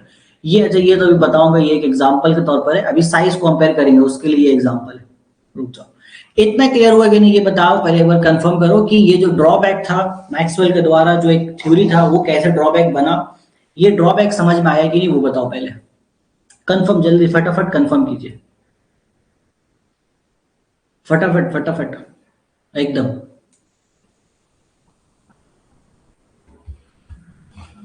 Clear हो गया, रौनक का आंसर आ गया। ठीक है, आगे और चलिए, तुहिना भी हो गया, और फटाफट सानिया, और जल्दी जल्दी जल्दी, और बाकी कहाँ रह गए। ठीक है, ये तो एक और सानिया है, तमन्ना, ओके, चलिए बढ़िया है। चलो, तो सबको क्लियर हो गया। तो अभी तक हमने रदरफोर्ड का मॉडल समझ लिया, रदरफोर्ड का ड्रॉबैक क्या था वो समझ लिया। अभी ये जो ड्रॉबैक इनका था, इसको बाद में बोर मॉडल ने सही किया था, वो देखेंगे कैसे किया। अब पहले यहाँ पे कुछ और चीजें जान लेते हैं। रदरफोर्ड ने एग्जैक्ट कुछ कैलकुलेशन किया और कैलकुलेशन करके हमें ये बताया कि भाई आइटम का साइज हो कितना सकता है, ये उन्होंने बताया था। यहाँ देखो, हमने यहाँ लास्ट में लिखा है, यहाँ पर ये वाला देखना। तो आइटम का साइज कितना हो सकता है, साइज ऑफ आइटम और साइज ऑफ न्यूक्लियस, ये दो चीज वो बता के गए। तो न्यूक्लियस तो आइटम से भी छोटा होगा क्योंकि वो आइटम के अंदर है, सिंपल सी चीज है। ये दो चीज उन्होंने बताया, ये थोड़ा सा यहाँ फील करते हैं हम लोग। देखो, ये हमारा है न्यूक्लियस, एकदम बीच में सेंटर है। तो ये देखो सर्कुलर शेप है ना, सर्कल में क्या होता है हमारा, सर्कल में एक सेंटर होता है और सेंटर से लेके हम यहाँ तक एक डिस्टेंस निकालते हैं। इसके डिस्टेंस के बेसिस पर ही हमारा वो साइज कैलकुलेट होता है, बेसिकली जो रेडियस होता है हमारा। ठीक है, तो अब ऐसा ही यहाँ पे समझो, वो रेडियस के अकॉर्डिंग इसको कंपेयर किया गया। तो जो पूरा आइटम का जो साइज निकल के सामने आया उनके अकॉर्डिंग, वो कहते हैं कि वो जो साइज था, कहाँ गया, हाँ, वो कहते हैं भाई रेडियस जो निकला आपका इसका आइटम का, वो 10⁻⁻10 मीटर है, एंगस्ट्रॉम है। और रेडियस ऑफ न्यूक्लियस आपका 10⁻−15 मीटर, जो कि 1 थर्मोमीटर है। याद रहेगा, इसको फटाफट से कमेंट सेक्शन में आप लोग कमेंट करो कि रेडियस ऑफ आइटम हमारे पास है, आइटम का रेडियस है 10⁻−10 मीटर, और 10⁻−10 मीटर को हम बोलते हैं 1 एंगस्ट्रॉम। और रेडियस ऑफ न्यूक्लियस ये हमारा आया 10⁻−15 मीटर, और 10⁻−15 मीटर को हम बोलते हैं 1 थर्मोमीटर। चलो फटाफट से ये दो वैल्यूज को कमेंट्स करके एकदम कंफर्म करो, देखते हैं, फटाफट कमेंट करो। और जो लोग भी अभी रिकॉर्डेड लेक्चर देख रहे हैं, तो आप लोग भी अपने ख्वाबों की दुनिया से बाहर आइए। हाँ, वैसे पता है अभी मोबाइल कहीं होगा, कहीं रिकॉर्डेड देख रहे होगे, लेकिन होगे किसी और के सपनों में, तो वहां से बाहर निकलिए और कमेंट कीजिए अपना आंसर फटाफट, वीडियो को पॉज करके। आप लोग जल्दी आइए। 10⁻−10 अभी एक आया है, एक -11 कैसे हो गया, -11 नहीं है कोई भी, तो ही ना, देखो अच्छे से, गलत है आपका, मिस प्रिंट हो गया वो, ठीक है। रेडियस ऑफ आइटम 10⁻−10 मीटर, और radius of nucleus 10⁻−15 metre. Okay, चलो वेरी गुड। हाँ, टाइपिंग मिस्टेक हो गया, कोई बात नहीं। जितने लोग भी है रिकॉर्डेड में देख रहे हो, उन सभी का मुझे चैट में कमेंट में दिखना चाहिए। मैं बाद में रिकॉर्ड चेक करूंगा, रिकॉर्डेड लेक्चर में मुझे सबका नाम दिखना चाहिए। नहीं दिखा तो मैं वाट लगा दूंगा सबकी, देख लेंगे फिर, ठीक है। एकदम लग जाएगा बहुत बढ़िया से, देखना फिर तुम लोग। चलो ठीक है, सभी का रिस्पॉन्स आ गया है, अच्छी बात है। तो इसी को कंपेयर करने के लिए ही यहाँ पर एक एग्जाम्पल जो मैंने ये लिखा है कि अब ये जो हमारा आइटम है, जो न्यूक्लियस है, ये पूरा आइटम के रेडियस से कितना छोटा हो सकता है, इसके लिए एक एग्जाम्पल लिखा है। मान लो कि एक क्रिकेट स्टेडियम है, ठीक है, एक क्रिकेट स्टेडियम है हमारा, और उस स्टेडियम का जो पूरा लेंथ है वो 5 किलोमीटर है। तो उसके मुकाबले में वो छोटा सा हमारा जो बॉल रहता है वो बेचारा उसका साइज होगा। ये बस एक कंपैरिजन है।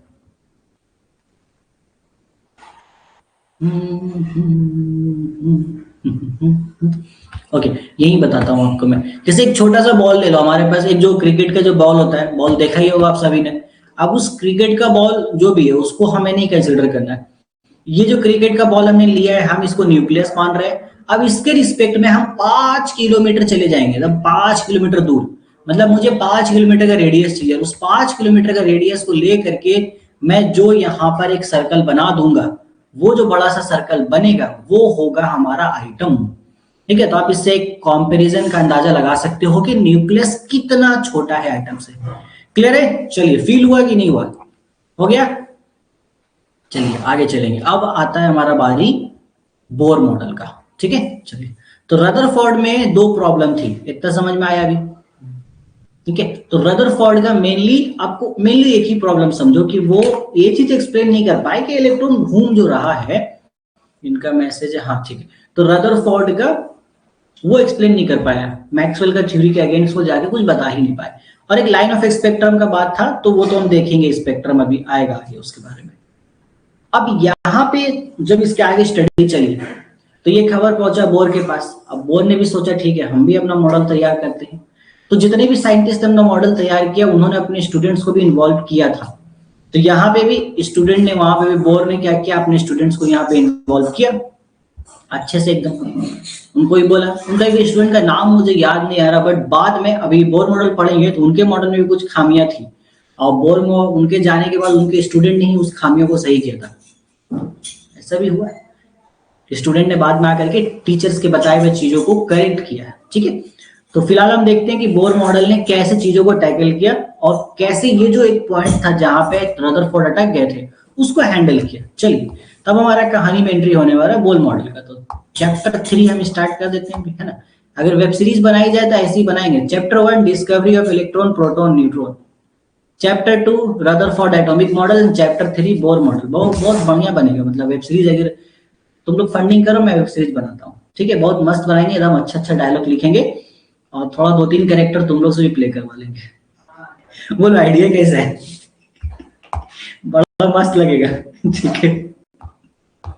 मैं सोचता हूँ कभी कभी मतलब बनना चाहिए ना वेब सीरीज इस तरीके से, क्या खून खराबा देखते रहते कभी भी कुछ भी। डायरेक्टर तो मैं रहूंगा, डायरेक्टर राइटर मैं रहूंगा, बाकी तुम लोग प्रोड्यूसर बन जाना और एक्टिंग कर लेना। ठीक है, चलो। हम्म, ठीक है। ओके, चैप्टर का नाम बड़ा यूनिक यूनिक रखेंगे। चैप्टर 2 अगर रदरफोर्ड के बारे में लिखना हो ना, ऐसे नाम रखेंगे, रदरफोर्ड ने खोला एटम का गुप्त राज। चलो हटो, खैर आते हैं अब टॉपिक पे वापस, आ जाओ। तो ये फिलहाल ये तो मैंने लास्ट क्लास में शेयर कर दिया था, ये लास्ट क्लास का ही है आपका। फिर से एक बार दिखा देते हैं, ये जो आपको एकदम दिमाग में आपको जो बातें रखनी है, ऊपर की चीजें आपको पता है। एक ये वाला देखना, डिस्टेंस ऑफ क्लोजेस्ट अप्रोच का। बोला कि while not fully derived in the ratio, the concept that alpha particle stops when their kinetic energy equals the electrostatic potential energy of the nucleus is crucial for finding the size of nucleus। ये जो point है बस as it is आप इसको पढ़ के अपने दिमाग में फिलहाल बसा लेना। जो क्लोजेस्ट अप्रोच जो था उसका कंसेप्ट ये था कि वो जो अल्फा जो एक जो अल्फा रे था जो एकदम नजदीक जाके टकरा के वापस आया, बस वही था कि वो कितना उसी को हमने क्लोजेस्ट अप्रोच बोला है। लेकिन आपके सिलेबस में इतना इंपॉर्टेंस ही नहीं रखता है। अब बस ये सेंटेंस पढ़ते रहना, उसके बाद उसको छोड़ देना पढ़ते पढ़ते।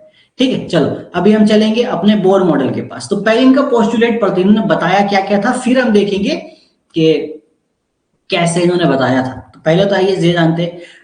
तो bore proposed a model similar to the solar system but specific quantum restrictions। ये ध्यान दें, इन्होंने भी वैसा ही कुछ बताया कि हाँ सर्कुलर ऑर्बिट होगा, घूम रहे होंगे, लेकिन फिर कुछ चीजों को उन्होंने यहाँ पर अपने अकॉर्डिंग थोड़ा सा रिस्ट्रिक्ट किया। बोला मेरा मॉडल है, मेरा कानून है ना, वो बोलते हैं ना माइंड योर बिजनेस, वही हाल था इनका, माइंड योर बिजनेस, मतलब मेरा है मैं बोलूंगा।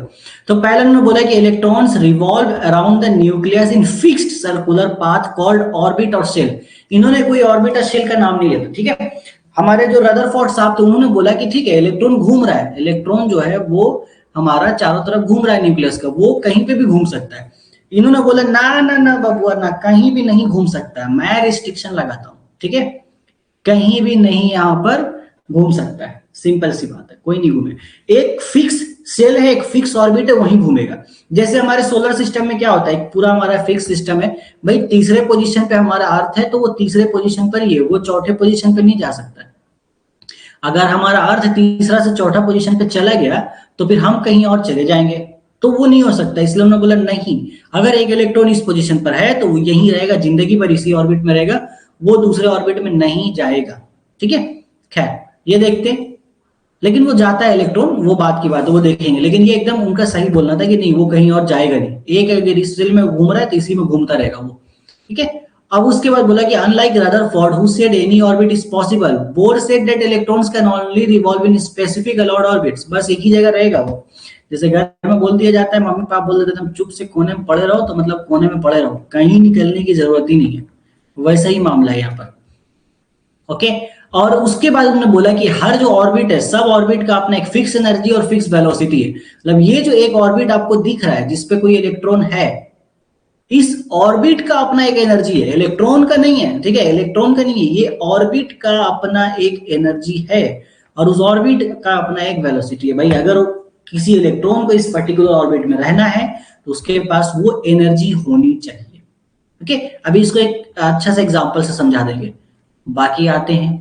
ये हमारा हो गया, इसको हम आगे चलते, ये तो हमारा पोस्टुलेट हुआ पहला। अब दूसरा पोस्टुलेट देखो क्या बोला उन्होंने, ये आपको सीधा रट्टा मारना है, ठीक है, एकदम रट्टा मार लेना, आपको रट्टा मार लो। सो ये बोले an electron can evolve only in those orbits where its angular momentum L is an integral multiple of h upon 2 pi। उन्होंने बोला एंगुलर मोमेंटम जो है L, ये ऐसा होना चाहिए, इंटीग्रल n फॉर इंटीजर है, nh अपॉन 2 पाई। अगर किसी को एंगुलर मोमेंटम के बारे में जानकारी नहीं है तो कोई बात नहीं है, ठीक है, ओके। लॉयल है अपने शेल के लिए, हाँ उसको लॉयल रहना ही पड़ेगा, नहीं रहेगा तो जायदाद से बाहर निकाल दिया जाएगा वो। ठीक है, उसको रहना पड़ेगा, उस बेचारे के पास ऑप्शन नहीं है ना, ऑप्शन देखे तो देखो, उसके बाद लॉयल्टी चेक होगी।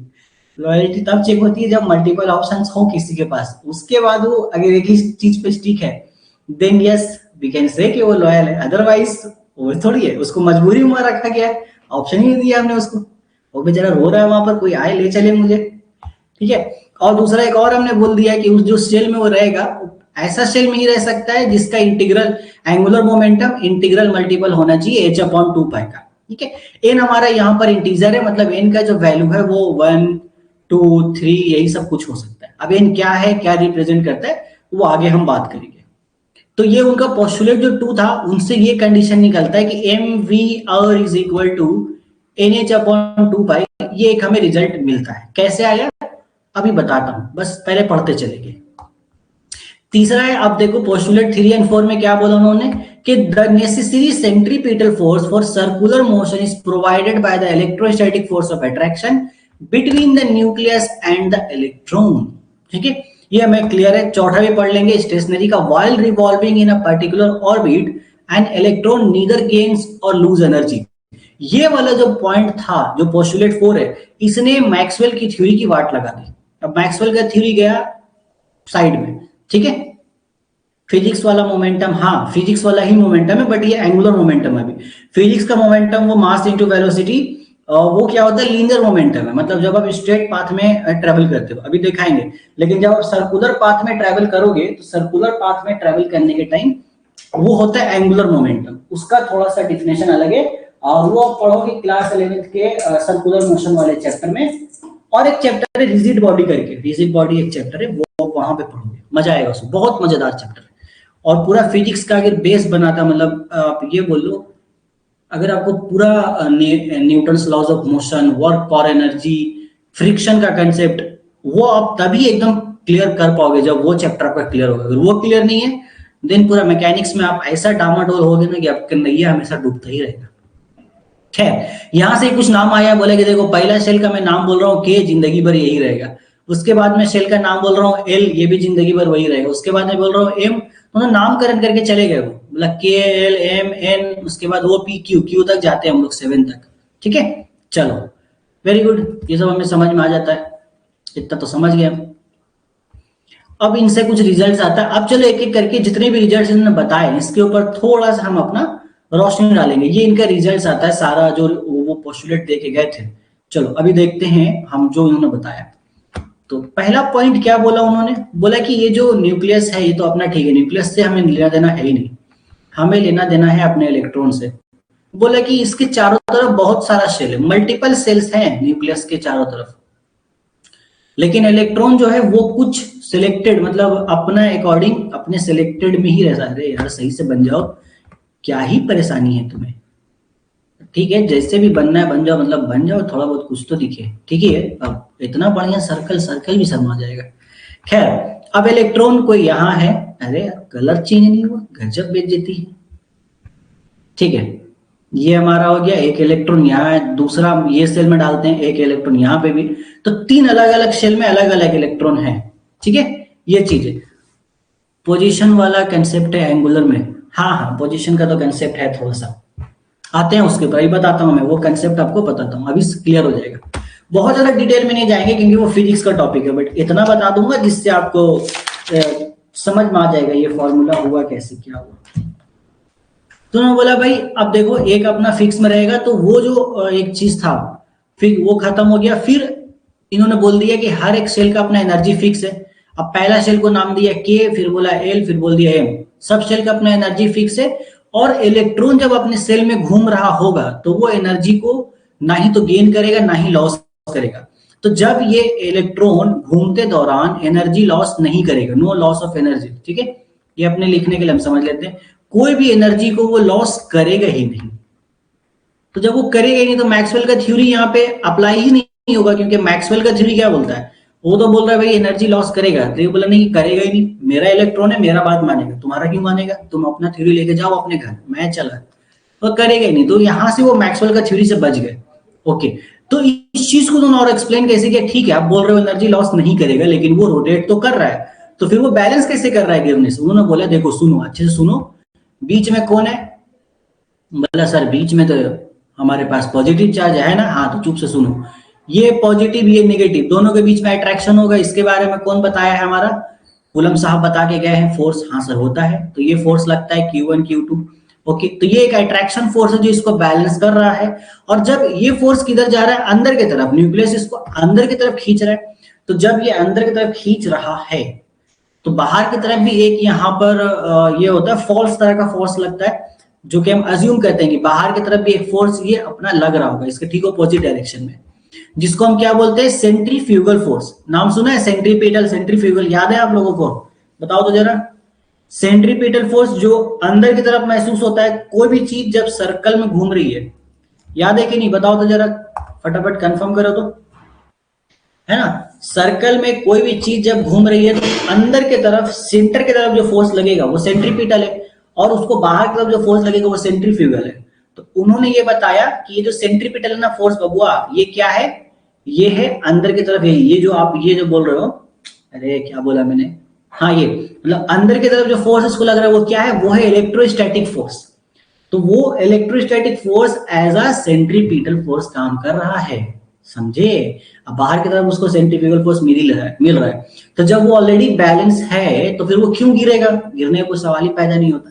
तो यहां से वो मैक्सवेल का जो थ्योरी था उससे बच गया, रदरफोर्ड नहीं बच पाए, ये बच गया, खत्म बात, अच्छी बात है। चलो और देखते हैं आगे। अब आ जाओ एंगुलर मोमेंटम की बात करते हैं। वो एंगुलर मोमेंटम है उसको बाहर गिरने से बचा रहा था बेसिकली। तो अब कोई भी ऑब्जेक्ट जैसे सर्कल में घूम रहा है, एंगुलर मोमेंटम, ये हमारे पास न्यूक्लियस, बाहर में ही इलेक्ट्रॉन। अभी ये जो इलेक्ट्रॉन है अपने पास, देखो ये इलेक्ट्रॉन का अपना चार्ज है, ठीक है, वो तो पता ही है। एंगुलर मोमेंटम का सिंबल होता है एल, ये एक वेक्टर क्वांटिटी है, और इसका फॉर्मूला हमारा होता है रेडियस इनटू पी, मोमेंटम। ये जो पी है ये है लीनियर मोमेंटम, ठीक है, ये जो पी हमने लिखा है ये लीनियर मोमेंटम है, इसका फॉर्मूला मास इनटू वेलोसिटी होता है। ये तो हम वही यूज करेंगे अपना, मास इनटू वेलोसिटी, ठीक है। अब रेडियस आपको पता ही है, रेडियस ये आपका डिस्टेंस हो जाएगा यहां से लेके यहां तक, ये जो डिस्टेंस है यही हमारा रेडियस है, तो आर हम कुछ भी पुट कर सकते हैं, ओके।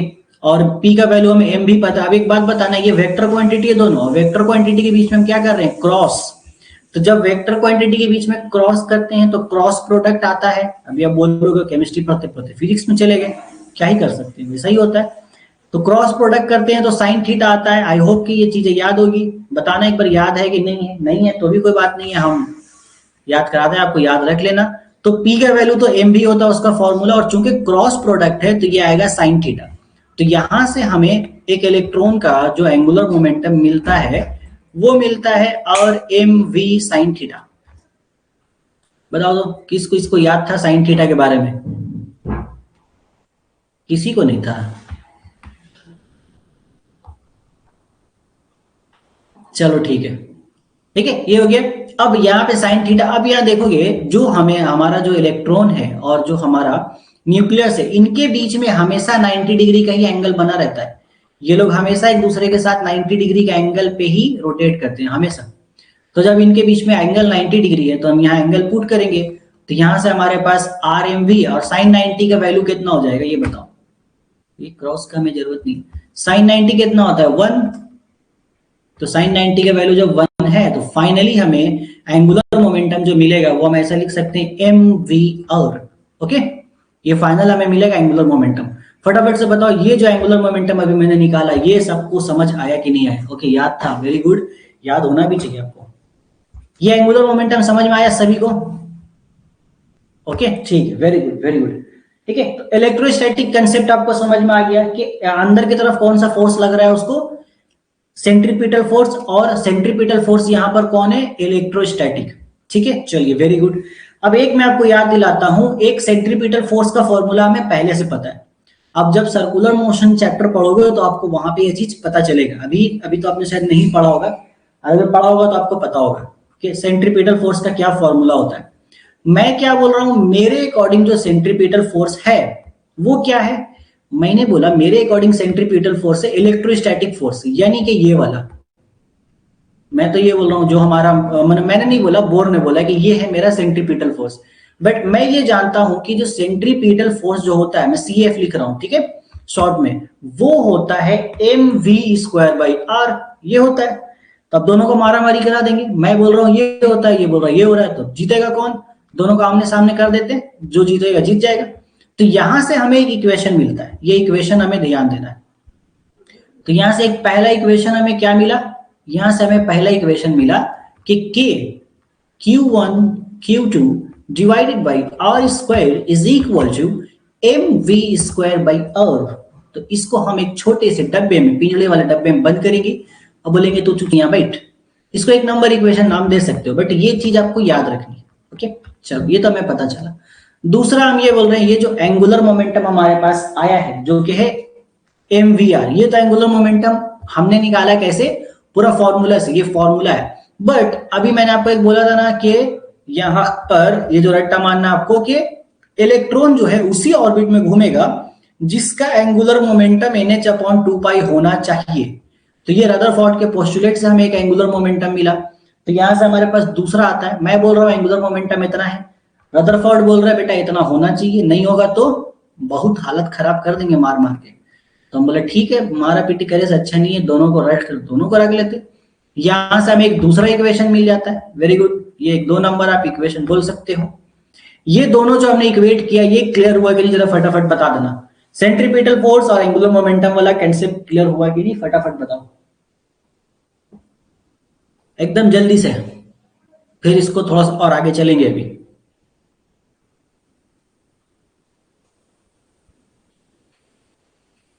हो गया, किधर गया, अरे कभी कभी रिस्पॉन्स नहीं आता है। तो कभी कभी जब रिस्पॉन्स नहीं आता है तो मेरे दिल में ये ख्याल आता है कि कहीं नेटवर्क तो स्लो नहीं है। ओके क्लियर, चलो ठीक है, सभी का आ गया, Mahvesh, Sania, Tuhina, okay very good, Tamanna very good, Raunak, चलिए अच्छी बात है। चलो ठीक है, अब देखो हमारे पास क्या है, इसके आगे बहुत सारा काम है करने के, लेकिन हम उतना नहीं करेंगे क्योंकि हमारे सिलेबस में वो चीजें नहीं है।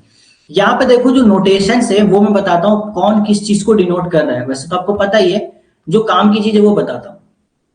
ये सबको पता है v क्या है, v वेलोसिटी है, यस v वेलोसिटी है हमारे पास। ओके, r यहाँ पे क्या है, r हमारा रेडियस है, यस रेडियस है, किसका रेडियस है, तो रेडियस ऑफ आपका आइटम का ही रेडियस है क्योंकि हमने उसी के रिस्पेक्ट में निकाला है अभी, सॉरी हाँ आइटम का रेडियस है, ठीक। तो रेडियस ऑफ आइटम है आपका ये r यहाँ पर। और वेलोसिटी क्या है, मतलब velocity of electron in a shell है, वो velocity of an electron in a shell, कोई एक सेल में इलेक्ट्रॉन का वेलोसिटी कितना होगा ये हमें यहाँ पर v बताएगा। ओके, n क्या है, n is equal to number of shell, कौन सा सेल है आपके पास, n आपको नंबर ऑफ सेल बताता है, ठीक है, n क्या बताता है, नंबर ऑफ सेल। अगर n इज इक्वल टू मैं 1 बोलता हूं इसका मतलब पहला सेल है, अगर मैं n इज इक्वल टू 2 बोलता हूं मतलब सेकंड सेल है, n इज इक्वल टू 3 बोलता हूं मतलब थर्ड सेल है, n इज इक्वल टू 4 बोलता हूं मतलब फोर्थ सेल है। चलेगा, ये क्लियर हो गया। चलिए अभी क्या है, जैसे अगर मैंने ऐसा लिख दिया एंगुलर मोमेंटम वाला फॉर्मूला में, अगर मैंने ऐसे लिख दिया nh/2π है, मैं n के जगह 1 लिख दूंगा तो ये हो जाएगा h/2π। इसका मतलब अगर किसी भी इलेक्ट्रॉन को पहला शेल में रहना है तो उसका एंगुलर मोमेंटम h/2π होना चाहिए, अगर नहीं होगा तो दरवाजे से ही भगा देंगे। एच n की जगह पे 2 लिख देंगे तो ये कितना हो जाएगा 2h/2π। अब 2 से 2 कट जाएगा तो क्या बचेगा, सिर्फ h/π बचेगा। तो अगर सेकेंड सेल में किसी इलेक्ट्रॉन को रहना है तो उसके पास ये वाला एंगुलर मोमेंटम होना चाहिए, अगर नहीं है तो एकदम दरवाजे से ही बाहर निकाल देंगे, एकदम घसीट के बाहर निकालेंगे। इस जस्ट लाइक सिंपल सी चीज है। अगर मान लो मूवी का एग्जांपल है, तो मूवी देखने जाना है, बिना टिकट के अगर मैं मूवी देखने जाऊंगा, मैंने टिकट लिया नहीं है, मैं अंदर जा रहा हूँ, मुझे अंदर जाना है, मैं बोल रहा हूँ नहीं मुझे बहुत पसंद है, मेरा फेवरेट हीरो का पिक्चर आया है, तो उसको घंटा फर्क नहीं पड़ता है तुम्हारा हीरो फेवरेट है या तुम्हारी हीरोइन फेवरेट है, उसको फर्क पड़ता है टिकट है, बोलता नहीं है तो बोलता देख उधर से उल्टा पैर सीधे चले जाओ एकदम वापस घर, हाँ जिधर जाना है जाओ, जिसके कंधे पे सर रख के रोना रो लो, लेकिन यहाँ मत आओ, मैं एंट्री दे नहीं सकता हूँ। तो वही काम बोर ने बोल दिया कि भाई ऐसा एंगुलर मोमेंटम होगा, पहला सेल के लिए h/2π होना चाहिए, सेकंड में जाना ये होना चाहिए। अब इसके लिए मैं अगर तीसरे सेल में जाऊं, तीसरे में क्या होगा, मैं n की जगह पे 3 रख दूंगा, अरे पेन गिर गया मेरा, गलत बात है ये सब। n की जगह 3 रख देंगे तो क्या हो जाएगा 3h/2π। अब तीसरे सेल में अगर किसी इलेक्ट्रॉन को रहना है तो उसका एंगुलर मोमेंटम इतना होना चाहिए। अब बताओ ये एंगुलर मोमेंटम का कंसेप्ट समझ में आया कि नहीं, ठीक है, बताओ ये जो पोस्टुलेट था उसका ये क्लियर हुआ कि नहीं, सारा का सारा फटाफट कंफर्म करो, उसके बाद आगे कुछ और रिजल्ट्स में हमें चलना है अभी, फटाफट फटाफट तब तक मैं पानी पी लेता हूं। क्लियर, ओके ठीक है, ठीक है, महवेश का भी आ गया रिप्लाई क्लियर। ओके, तमन्ना का तो सिर्फ टिक टिक, वेरी गुड, सब क्लियर है। ओके, दोनों सानिया का भी रिप्लाई आ गया। ओके, चलो ठीक है, अच्छी बात है। ठीक है, अब देखो यहाँ पे क्या है, यहाँ पे देखो दो चीज मैंने हाईलाइट कर रहा हूं मैं आपको, वो दो चीज समझना। एक है वेलोसिटी, मतलब किसी भी सेल में जो इलेक्ट्रॉन रिवॉल्व कर रहा है, घूम रहा है, वो किस वेलोसिटी से घूम रहा है, हमें ये जानना है। और रेडियस क्या है किसी भी आइटम का, वो हमें जानना है। ठीक है, अब आइटम भी नहीं करके आप इसको ऐसे कर देना, एक काम करो, रेडियस ऑफ अ सेल कर दो, पर्टिकुलर सेल, हम इसको ऐसे करते हैं, ये बेसिकली हम इसको वही यूज करेंगे, इसको हटा के इसको ऐसे कर दो, रेडियस ऑफ अ सेल। क्योंकि इलेक्ट्रॉन अलग अलग सेल में घूमेगा, तो पहला सेल में रहेगा तो उसका रेडियस कितना होगा, दूसरा का कितना होगा, तीसरा में जाएगा तीसरा का कितना होगा, तो वो हम निकालेंगे यहाँ पर। तो ये दो चीजें हमें निकालना होता है, और बेसिकली ये दो जो इक्वेशन आपको दिख रहा है, इक्वेशन 1 और 2, इसको दोनों को यूज करते हैं, बहुत अच्छे से कैलकुलेशन वगैरह करते हैं, तो हम एक वैल्यू निकालते हैं। बट हमें उतना डेरिवेशन नहीं देखना है, मैं आपको डायरेक्ट यहाँ पर रिजल्ट बता रहा हूँ जो आपको याद रखने की जरूरत है। तो इसके लिए हम एक साफ सुथरा सा नया सा पेज लेंगे, जहां पे हम अच्छे से नए तरीके से फिर पेज को गंदा कर सके। तो साफ पेज आ चुका है हमारे पास। सबसे पहले देखो, रेडियस का जो फॉर्मूला निकलता है आर एन, एन क्या है, नंबर ऑफ सेल। अगर 1 लिखोगे तो पहला सेल का रेडियस आएगा, 2 लिखोगे दूसरे सेल का रेडियस आएगा, 3 लिखोगे तीसरे सेल का रेडियस आएगा। तो पूरा सॉल्व करने के बाद हमें एक इस तरीके का एक्सप्रेशन मिलता है, किधर किया, ऐसे नहीं, पहले एन लिख देते हैं, ऐसा हमें एक्सप्रेशन मिलता है, एन स्क्वायर एच स्क्वायर, एक होता है एप्सिलॉन नॉट, आई होप कि एप्सिलॉन नॉट आपको याद होगा, पाई एम जेड ई स्क्वायर, ये एक एक्सप्रेशन मिलता है रेडियस का। ठीक है, ये मिलता है, उन दोनों को इस इक्वेशन को सॉल्व करके ही आता है। अब इस एक्सप्रेशन में हम देखते ये हैं कि हमारे पास क्या क्या चीज कांस्टेंट है।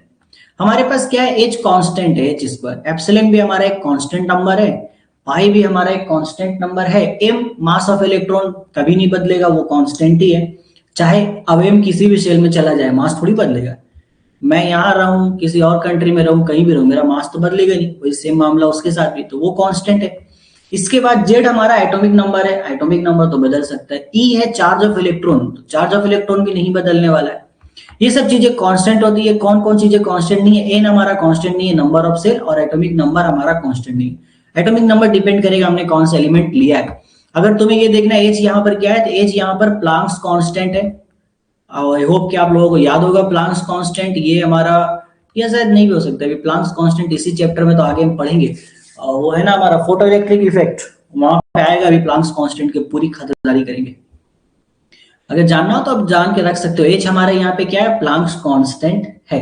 ठीक है, चलो अब ये सब चीजें जब हमें देखी कि इतना सारा वैल्यू तो कांस्टेंट है, तो इन सभी का हमने वैल्यू को पुट किया, आपको कोई कैलकुलेशन नहीं करना है, बट हमने सबका वैल्यू पुट किया, और पुट करने के बाद हमें ये पता चला कि इसको पूरा सॉल्व कर देंगे तो हमें मिलेगा 0.53 into n square upon z, और ये जो रेडियस हमें मिलता है ये हमारे आता है एंगस्ट्रॉम में। तो ये एक फाइनल रिजल्ट है जिसको हम एक बादल के अंदर कैद करके रखेंगे खुद को याद करने के लिए, है ना, डब्बा बना लो या बादल बना लो जैसे भी, तो ये हमें फाइनल रिजल्ट याद करना है। आपको दो चीजें यहां से याद रखनी है कि ये एक्सप्रेशन जो मैंने बताया, देखो आपका जो काम है, जो आप क्वेश्चन जो आपके आएंगे, छोटा सा न्यूमेरिकल टाइप का क्वेश्चन आएगा, तो वो आप इस फॉर्मूला से आराम से बना लोगे।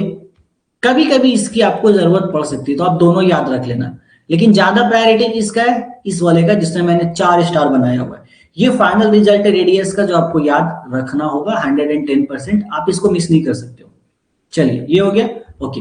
अब सिमिलरली हम ऐसा ही करेंगे तो हमें वॉल्यूम का भी निकलता, मतलब वेलोसिटी का मिलता है, सॉरी, तो वेलोसिटी का एक हमें एक्सप्रेशन ऐसा मिलता है, उसमें भी कुछ कांस्टेंट होते हैं, तो सारा कांस्टेंट मैं एक ही साथ लिख देता हूँ, ऐसा उसका एक्सप्रेशन होता है, e square upon 2h epsilon naught, ये है। एंड देन इसमें जो नॉन कांस्टेंट वैल्यू है वो वही है एटॉमिक नंबर, इसमें जेड ऊपर आता है, एम नीचे आता है।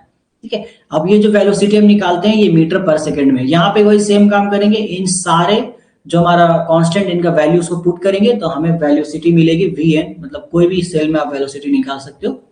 तो ये वैल्यू आपको मिलती है 2.18 इंटू जेड बाई एन, तो रह गई 2.18 into z by n metre per second, ये आपको मिलेगा।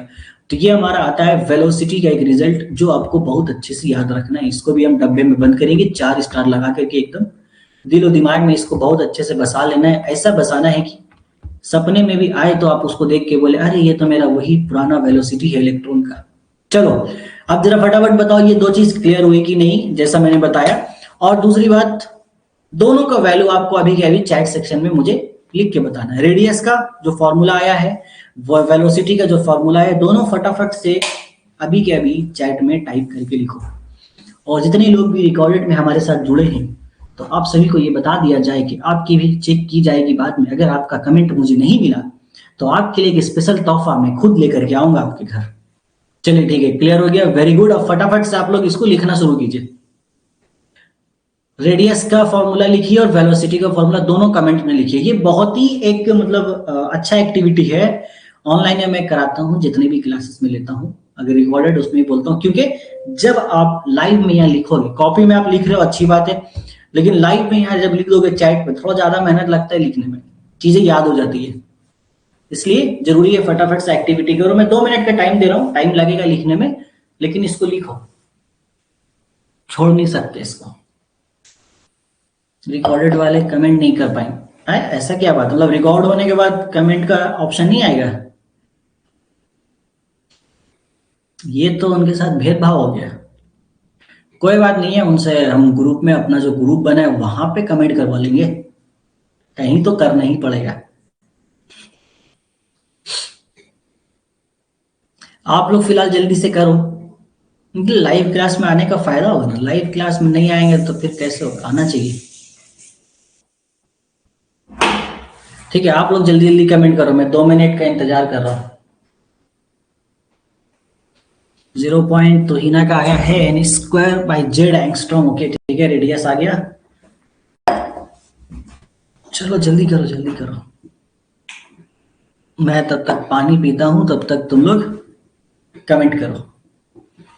ठीक है, महवेश का दोनों आ गया, वेरी गुड।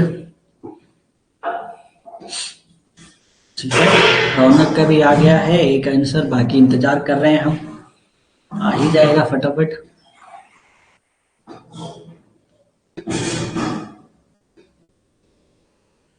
चलिए, तुहिना का दूसरा आंसर भी आ गया,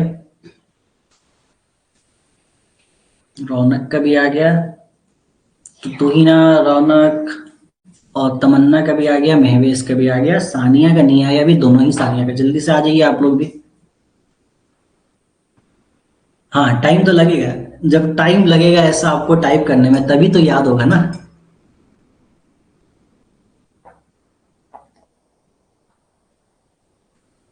सानिया का भी आ गया।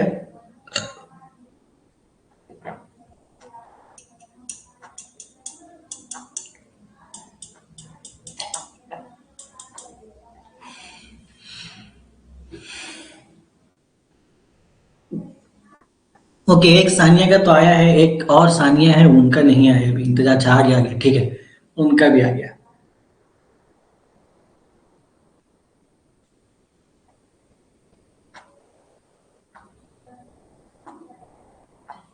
चलो वेरी गुड, सभी का आ गया, अच्छी बात है। ऐसे ही मेहनत करते रहो, तभी चीज याद होगा। ये दोनों चीज आपको याद रखना है।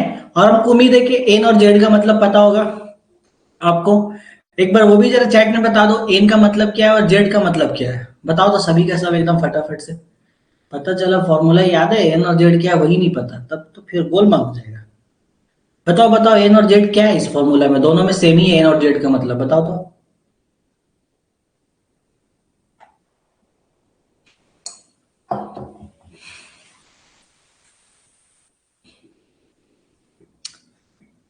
टाइम ले लो, 2-3 मिनट आराम से टाइप करके बताओ, टाइप करने में तो टाइम लगेगा ही।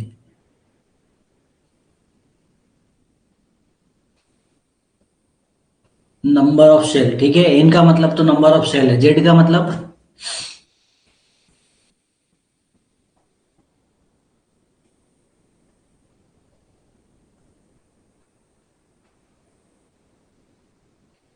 जेड का मतलब एटॉमिक नंबर, हाँ ठीक है, एन का मतलब नंबर ऑफ शेल, जेड का मतलब एटॉमिक नंबर। चलो ये क्लियर है आपको।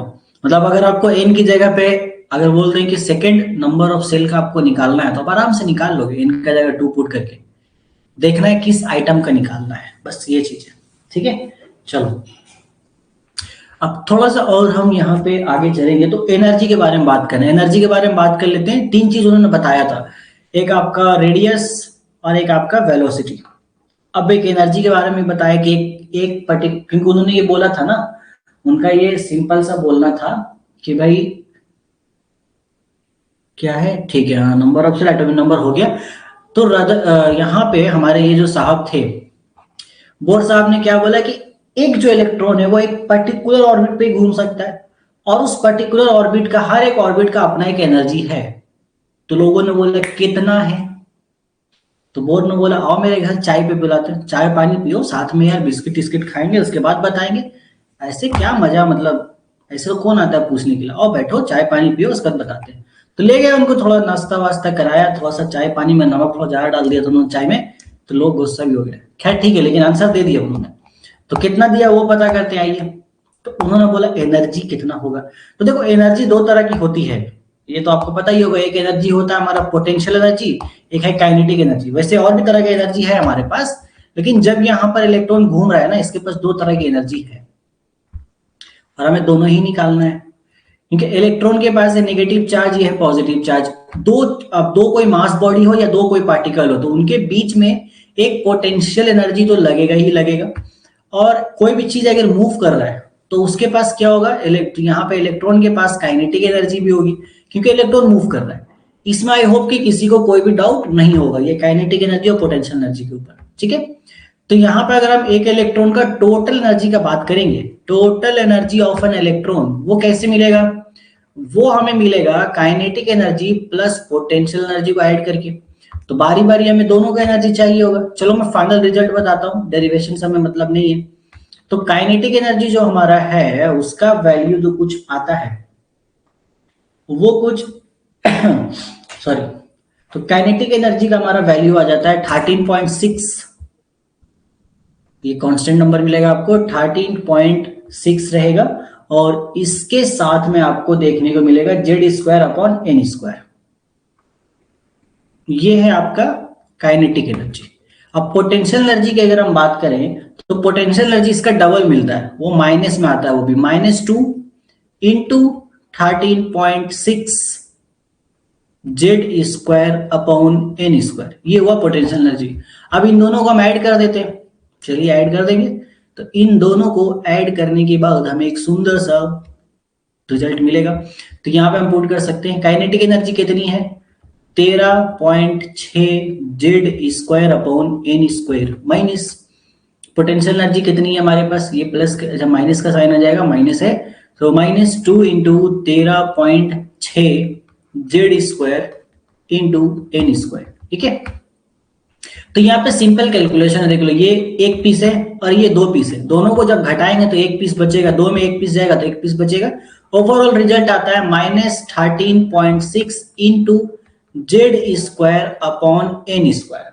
अच्छा, इसका यूनिट क्या होगा इस एनर्जी का, तो ये जो एनर्जी आता है ये इलेक्ट्रॉन वोल्ट में आता है, याद रखो। ईवी का मतलब है, कहीं साइड में कहीं भी छोटा सा नन्ना सा मुन्ना सा करके लिख लेना, EV is equal two electron volt, okay, electron volt, ये इसका यूनिट है, तो इस यूनिट में आता है, ठीक है। तो फाइनल जो आप अगर देखोगे, फाइनल रिजल्ट किस में आया है, माइनस में आया है, ओके। अब -13.6 ये तो कैसा दिख रहा है, ये तो सर मुझे थोड़ा थोड़ा काइनेटिक एनर्जी के जैसा ही दिख रहा है, बस साइन जस्ट उल्टा है। यहाँ से कुछ कुछ रिजल्ट जो मैं अलग से लिख रहा हूँ, यहाँ एक चीज तो समझ में आया कि पोटेंशियल एनर्जी क्या है, काइनेटिक एनर्जी का डबल है। तो हम सिंपल लिखेंगे potential energy is equal to -2 times of kinetic energy, इस तरीके से हम लिख सकते हैं। ये जो पूरा वैल्यू दिख रहा है इसके जगह पर हम काइनेटिक एनर्जी रख सकते हैं, तो ये हम ऐसा करेंगे। चलिए अच्छी बात है, कर सकते हैं, वेरी गुड। इसके अलावा हम और अच्छा एक ही रिजल्ट याद रखो, बाकी सब एग्जाम पॉइंट ऑफ व्यू से तो उतना इंपॉर्टेंट नहीं है। पोटेंशियल एनर्जी डबल होता है, ये हो गया। अब ये जो टोटल एनर्जी जो हमारा आया है इसमें थोड़ा चर्चा करते हैं। यहां पर ये माइनस किस चीज को बता रहा है, कोई गेस करना चाहेगा कि टोटल एनर्जी माइनस में आया है, एक इलेक्ट्रॉन का, कोई भी सेल में एक इलेक्ट्रॉन है, उसका टोटल एनर्जी माइनस में आया है। चलो इसको थोड़ा सा और खोलते हैं, मैं एक पर्टिकुलर सेल लेकर के ही बात करता हूं। यहाँ पर हमारे पास वैल्यू कितना मिला है एनर्जी का, मेरे पास टोटल एनर्जी आ रहा है यहाँ पर -13.6 Z²/n²। मैं यहाँ पे Z लेता हूँ 1, मतलब मैंने यहाँ पर हाइड्रोजन ले लिया, हाइड्रोजन का एटॉमिक नंबर 1 होता है। और पहला सेल का बात करते हैं n = 1 का, तो जब दोनों को वन वन पुट करेंगे तो यहाँ पर ये 13.6 आ जाएगा एनर्जी। तो ये -13.6 किस चीज को डिनोट कर रहा है, ये मेरा सवाल है, ये बताओ। एक्चुअली अब ये माइनस का मतलब क्या है, एनर्जी माइनस में, इसका मतलब क्या हो सकता है, कुछ गेस करना चाहेगा कोई? हाइड्रोजन के पास एक ही इलेक्ट्रॉन है और वो पहला सेल में मौजूद है, लेकिन उसका एनर्जी कितना है, माइनस में। हम इसको ऐसा ड्रॉ कर सकते हैं, न्यूक्लियस है, यहाँ पर मेरे पास एक सेल है, बहुत सारे सेल होते हैं, लेकिन हमारे हाइड्रोजन के पास बेचारा एक ही सेल में एक इलेक्ट्रॉन पड़ा हुआ है। अब इस सेल में ये जो इलेक्ट्रॉन है इसकी एनर्जी है -13.6। इसका मतलब क्या हो सकता है? चलो आगे भी निकालोगे तो आगे भी पता चलेगा। ये हमने क्या निकाला, N1 का, ठीक है, मैं ऐसे लिखता हूँ, N1 में अगर आप जाओगे तो एनर्जी आपको मिलेगी -13.6 इलेक्ट्रॉन वोल्ट। अगर हम N2 में जाएंगे तो हमें एनर्जी मिलती है -3.4 वोल्ट। आप लिख कर मैंने कैलकुलेट आप कर सकते हो अपने से, मैं डायरेक्ट आपको रिजल्ट बता रहा हूँ। N3 अगर आप जाओगे तो वो -1.51 इलेक्ट्रॉन वोल्ट मिलेगा आपको। अगर आप N4 जाओगे तो वो आपको फोर्थ सेल में जाओगे तो 0.85 इलेक्ट्रॉन वोल्ट मिलेगा। देख रहे हो? अब एक चीज बताओ, अगर चलो ये कोई गेस करना चाहेगा कि नहीं कि माइनस का मतलब क्या होता है, यस नो कुछ भी बोलो, कोई गेस करना चाह रहा है कि नहीं? मतलब कुछ आइडिया आ रहा है आपके दिमाग में इसको सोच के, हाँ या ना? नहीं आ रहा तब भी कोई बात नहीं, क्या ही है, बताएंगे हम फिर आपको। अभी तक कोई रिस्पॉन्स नहीं आया है। इलेक्ट्रॉन डोनेट किया है, नहीं नहीं नहीं, यहाँ पे डोनेट डोनेट कुछ नहीं होगा। इलेक्ट्रॉन तो बेचारा भी घर के अंदर है अपना, वो कुछ नहीं करेगा, डोनेशन का कोई मामला नहीं है। ठीक है, जोड़ो, वो मैं बताता हूँ आपको। अभी क्या है आपको, ये अब एक चीज देख के बताओ, ये जो मैंने लिखा है N1 N2 N3, एक चीज समझ में आ रहा है कि जैसे जैसे नंबर ऑफ शेल बढ़ रहा है एनर्जी हमारी क्या हो रही है, घट रही है बढ़ रही है, ये चीज बता दो खाली। हम N1 में थे -13.6 हुआ, N1 से लेके N4 आ गया -0.85 हो गया। तो जैसे जैसे नंबर ऑफ शेल बढ़ रहा है एनर्जी हमारी घट रही है या बढ़ रही है, बस ये बताओ। ये नम वैल्यूज देख के क्या लग रहा है आपको, एनर्जी घट रही है या बढ़ रही है? बताओ बताओ, इंक्रीज या डिक्रीज, बस इतना कमेंट करो, इंक्रीज या फिर डिक्रीज, आपको क्या लगता है?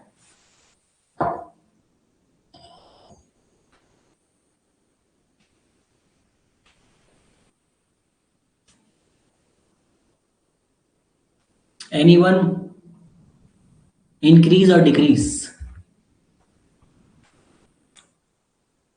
ये इतना टाइम लग रहा है इसमें, ये तो बहुत सिंपल है, कोई भी देख के बता देगा बढ़ रही कि घट रही।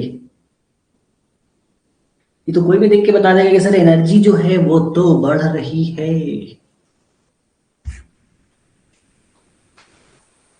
घट रही है।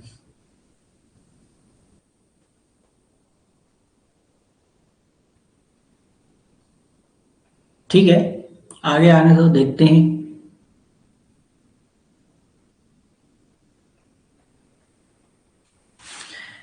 कौन कौन, डिक्रीज डिक्रीज डिक्रीज, इंक्रीज आया है, इंक्रीज। सोचो सोचो जरा सोचो।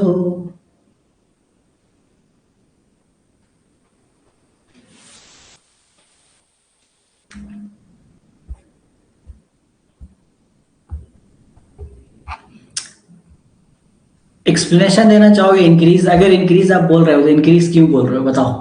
क्वेश्चन ये है कि ये जो मैंने वैल्यूज को लिखा है N1 में, N1 सेल मतलब पहला सेल में एनर्जी इतना है -13.6 इलेक्ट्रॉन वोल्ट, दूसरा सेल में एनर्जी इतना है, एन तीसरा सेल में एनर्जी इतना है, चौथा सेल में इतना है। अगर हम और जाएंगे N5 में तो मुझे माइनस में और कुछ छोटा वैल्यू मिलेगा।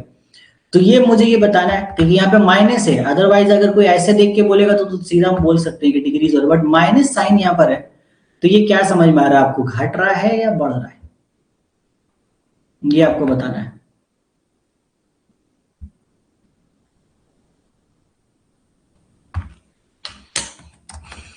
सोचो, मैं और थोड़ा टाइम दे रहा हूँ, सोचो, क्योंकि इस पे क्वेश्चंस बनते हैं।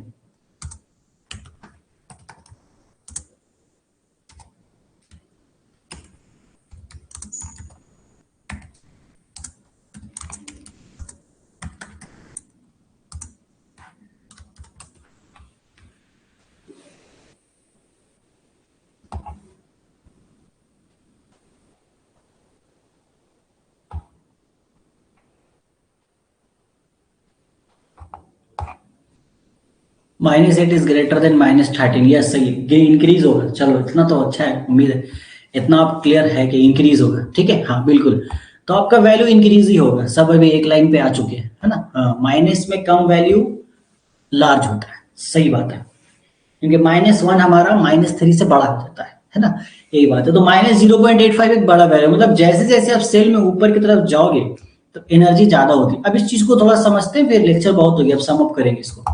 एक इधर आते हैं सामने, फेस टू फेस बात करेंगे। यहाँ पे ना लेवल्स बने हैं, हमने क्या बोल दिया कि भाई पहला सेल है, फिर दूसरा सेल है, फिर तीसरा है, फिर चौथा है। पहला सेल का एक एनर्जी है, ओके। इसको आप ऐसा समझ लेते हैं, एक बिल्डिंग कंसीडर करो, first floor, second floor, third floor, fourth floor, fifth floor. हमारे पास टोटल 7 ही फ्लोर है एक बिल्डिंग में, ओके। अब एक इलेक्ट्रॉन जो है उसने पैसा दिया, फर्स्ट फ्लोर पे अपना बिल्डिंग, अपना घर, रूम ले लिया, उसके पास फर्स्ट फ्लोर पे फ्लैट है। अब वो जिंदगी भर वहीं रहेगा, वो दूसरे फ्लोर के फ्लैट में नहीं जा सकता है, और जो दूसरे फ्लोर के फ्लैट पर है वो वहीं रहेगा। तो जैसे जैसे ऊपर जाएंगे एनर्जी हमारी बढ़ेगी, ऊपर वाला एनर्जी उसके पास ज्यादा है। इसी वजह से जब क्या होता है, अगर आपको याद होगा, आयोनाइजेशन एनर्जी, कि हमें क्या है, पहला सेल में अगर कोई इलेक्ट्रॉन है, यानी कि पहला फ्लोर में कोई बंदा गिरा है, अगर मुझे उसको वहां से निकालना है तो मुझे उतना एनर्जी वहां पे देना पड़ेगा जितना एनर्जी उसके पास है। ये माइनस में इसलिए आता है, ये समझना, सेंटर में कौन है, न्यूक्लियस। अब इलेक्ट्रॉन वहां साइड में घूम रहा है, तो ये न्यूक्लियस ही उसको इलेक्ट्रॉन का ऐसे पकड़ के बुला रहा है, आ जा मेरे पास, वो बुला रहा है ऐसे करके। ये जो बुलार में जो अट्रैक्ट करके रखा हुआ है पकड़ के, उसी की वजह से इसके ऊपर माइनस है। आप ऐसा समझ सकते हो कि इस न्यूक्लियस ने इसको एक एनर्जी दे रखी है, इलेक्ट्रॉन को एक डिप दे रखा है, कर्जा दे रखा है इतना का। पहला सेल में जो इलेक्ट्रॉन, उसके पास -13.6 इलेक्ट्रॉन वोल्ट एनर्जी का कर्जा है इस न्यूक्लियस की वजह से। इस न्यूक्लियस ने उसको कर्जा दे रखा है, उसको पकड़ के रखने के लिए, मजबूर करने के लिए। जब तक ये एनर्जी इस इलेक्ट्रॉन के पास है, इसे न्यूक्लियस के द्वारा दिया गया है, तब तक ये कहीं नहीं जा सकता। और अगर मुझे इसको बाहर निकालना है तो मुझे इसको -13.6 इलेक्ट्रॉन वोल्ट एनर्जी देना पड़ेगा, या उससे ज्यादा देना होगा, तब जाके बोलेगा मैं आजाद हूं, अब वो बाहर निकल सकता है। और वही एनर्जी होती है आयोनाइजेशन एनर्जी, इलेक्ट्रॉन को बाहर निकालने के लिए आखिरी सेल से, जो आपने कहीं ना कहीं 10th में तो सुना ही होगा। समझ में आया ये कंसेप्ट? बताओ फटाफट से कंफर्म करो, ये समझ में आया कि माइनस एक्चुअल में उसके ऊपर माइनस ही क्यों आ रहा है, प्लस में क्यों नहीं है एनर्जी? यस नो, कंफर्म बताओ जल्दी से। ठीक है, क्लियर है, वेरी गुड, ओके। ठीक है, इलेक्ट्रॉन बोरो होता है तो माइनस साइन, देखो अभी वो सब बात हम नहीं करेंगे, रौनक ने बोला वो सब इलेक्ट्रॉन बोरो, वो सब नहीं, वो सब केमिकल बॉन्डिंग की बात है। अभी क्या है, अभी इलेक्ट्रॉन कहीं बोरो या फिर कुछ हम कर ही नहीं रहे, इलेक्ट्रॉन भाई अपना घर के अंदर है। ठीक है, सिंपल है, यस क्लियर हो गया। ये सिंपल वही बात है, मुझे एक फ्लैट में रहना है तो मुझे वहां रेंट देना पड़ेगा, तो मैं दे रहा हूँ भाई, मैं कर्जे में हूँ, हिंट हिंट मतलब इनडायरेक्टली बोल सकते हैं, मकान मालिक है, मैं वहां पर हूँ, मकान मालिक मुझसे लेगा ही लेगा। तो यहाँ पे न्यूक्लियस ने एक एनर्जी दे रखी है अपने सेल के, हर एक सेल के इलेक्ट्रॉन को। अब वो जब तक उसको उससे ज्यादा एनर्जी नहीं मिलेगी या उसके बराबर नहीं मिलेगी, वो उस सेल को छोड़ के जा ही नहीं सकता है, सिंपल मामला है।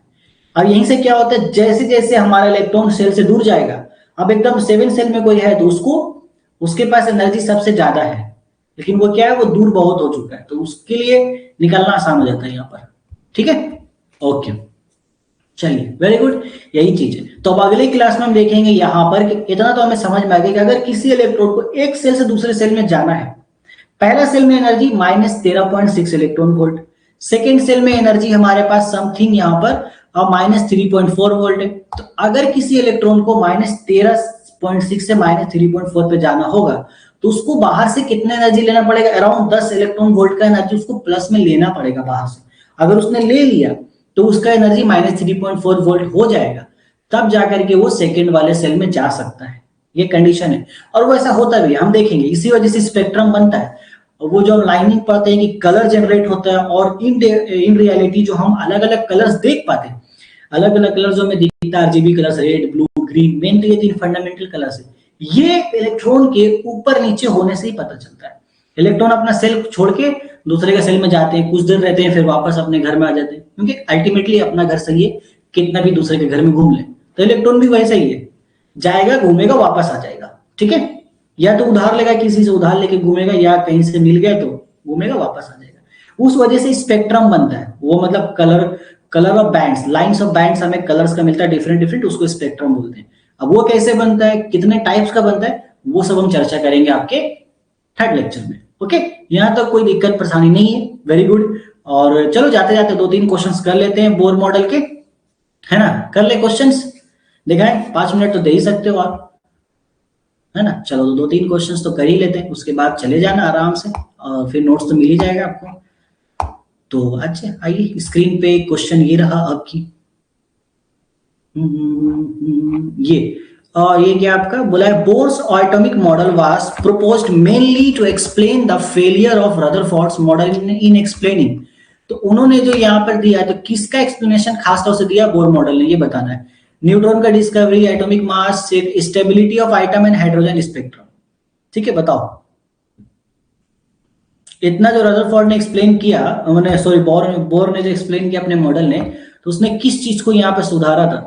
ऑप्शन है, अरे न्यूट्रॉन का तो बात ही नहीं हुआ भाई अभी तक, तमन्ना अभी तक आपने न्यूट्रॉन के बारे में कुछ बोला ही कहाँ, इलेक्ट्रॉन प्रोटॉन पे तो चल रहा है कहानी। रदरफोर्ड का ड्रॉबैक क्या था, उन्होंने स्टेबिलिटी नहीं बताया था, stability of atom, yes option c इसका करेक्ट होगा। वो स्टेबिलिटी नहीं बता पाए थे और हाइड्रोजन स्पेक्ट्रम नहीं बता पाए थे, उसी चीज को सही किया था, yes option C is the correct answer.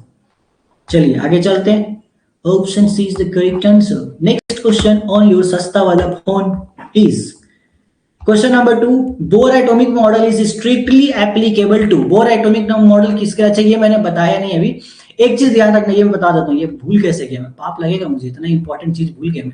Bore का जो एटॉमिक मॉडल है, ये सिर्फ और सिर्फ सिंगल इलेक्ट्रॉन स्पेसिस के लिए ही एप्लीकेबल है, ठीक है। जैसे कि हाइड्रोजन क्या है, सिंगल इलेक्ट्रॉन, इसके पास एक ही इलेक्ट्रॉन है। अब सवाल होगा सर लिथियम का क्या करेंगे, लिथियम के पास तो एटॉमिक नंबर 3 है, मतलब इसके पास 3 इलेक्ट्रॉन है।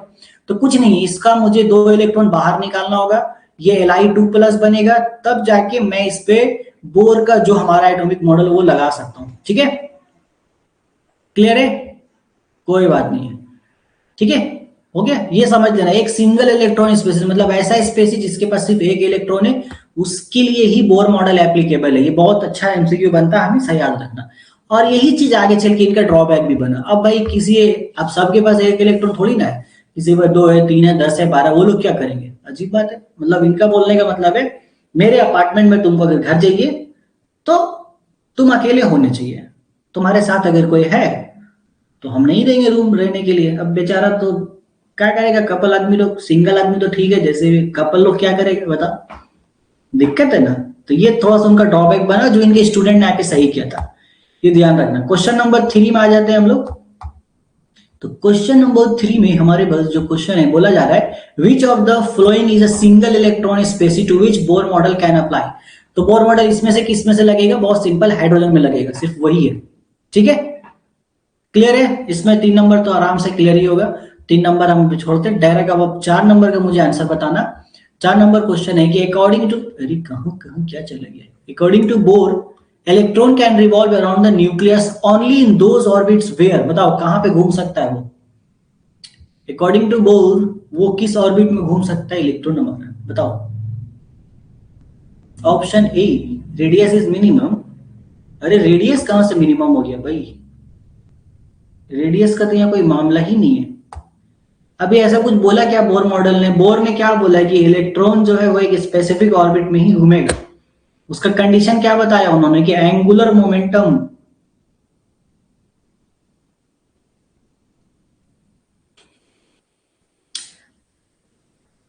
ओ क्वेश्चन 3 का आंसर था, अच्छा अच्छा ठीक है ठीक है। अभी इसका बताओ 4 का। हाँ 4 का सी होगा, तो angular momentum is quantized. Quantized word का मतलब वही होता है कि मतलब इंटीग्रल मल्टीपल होगा, 1 2 3 ऐसा ही रहेगा, ठीक है, सही है सही, ठीक है, ओके, मैं ही कंफ्यूज हो गया था। ओके, एक लास्ट क्वेश्चन करते हैं ये वाला, इसके बाद बाकी क्वेश्चंस होमवर्क रहेगा आपका, मैं पीडीएफ आपको शेयर कर दूंगा। ये लास्ट क्वेश्चन बताना, the correct mathematical expression for Bohr's quantization condition is. मतलब क्वांटाइजेशन कंडीशन का मतलब सिंपल एंगुलर मोमेंटम वाला। तो आपको याद होगा एंगुलर मोमेंटम का मैंने दिखाया था एक्सप्रेशन, ठीक है, बता दो जरा क्या कौन सा एक्सप्रेशन है, फटाफट से बता दो। क्वेश्चन नंबर 5 जल्दी से।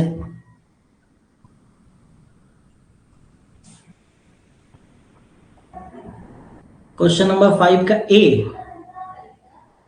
नहीं ए गलत है, ए गलत है सानिया, ए नहीं होगा। अच्छे से देखो एक्सप्रेशन आपने ये लिखा था जो मैंने लिखाया था, इक्वेशन करके लिखाया था, 1 नंबर 2 नंबर।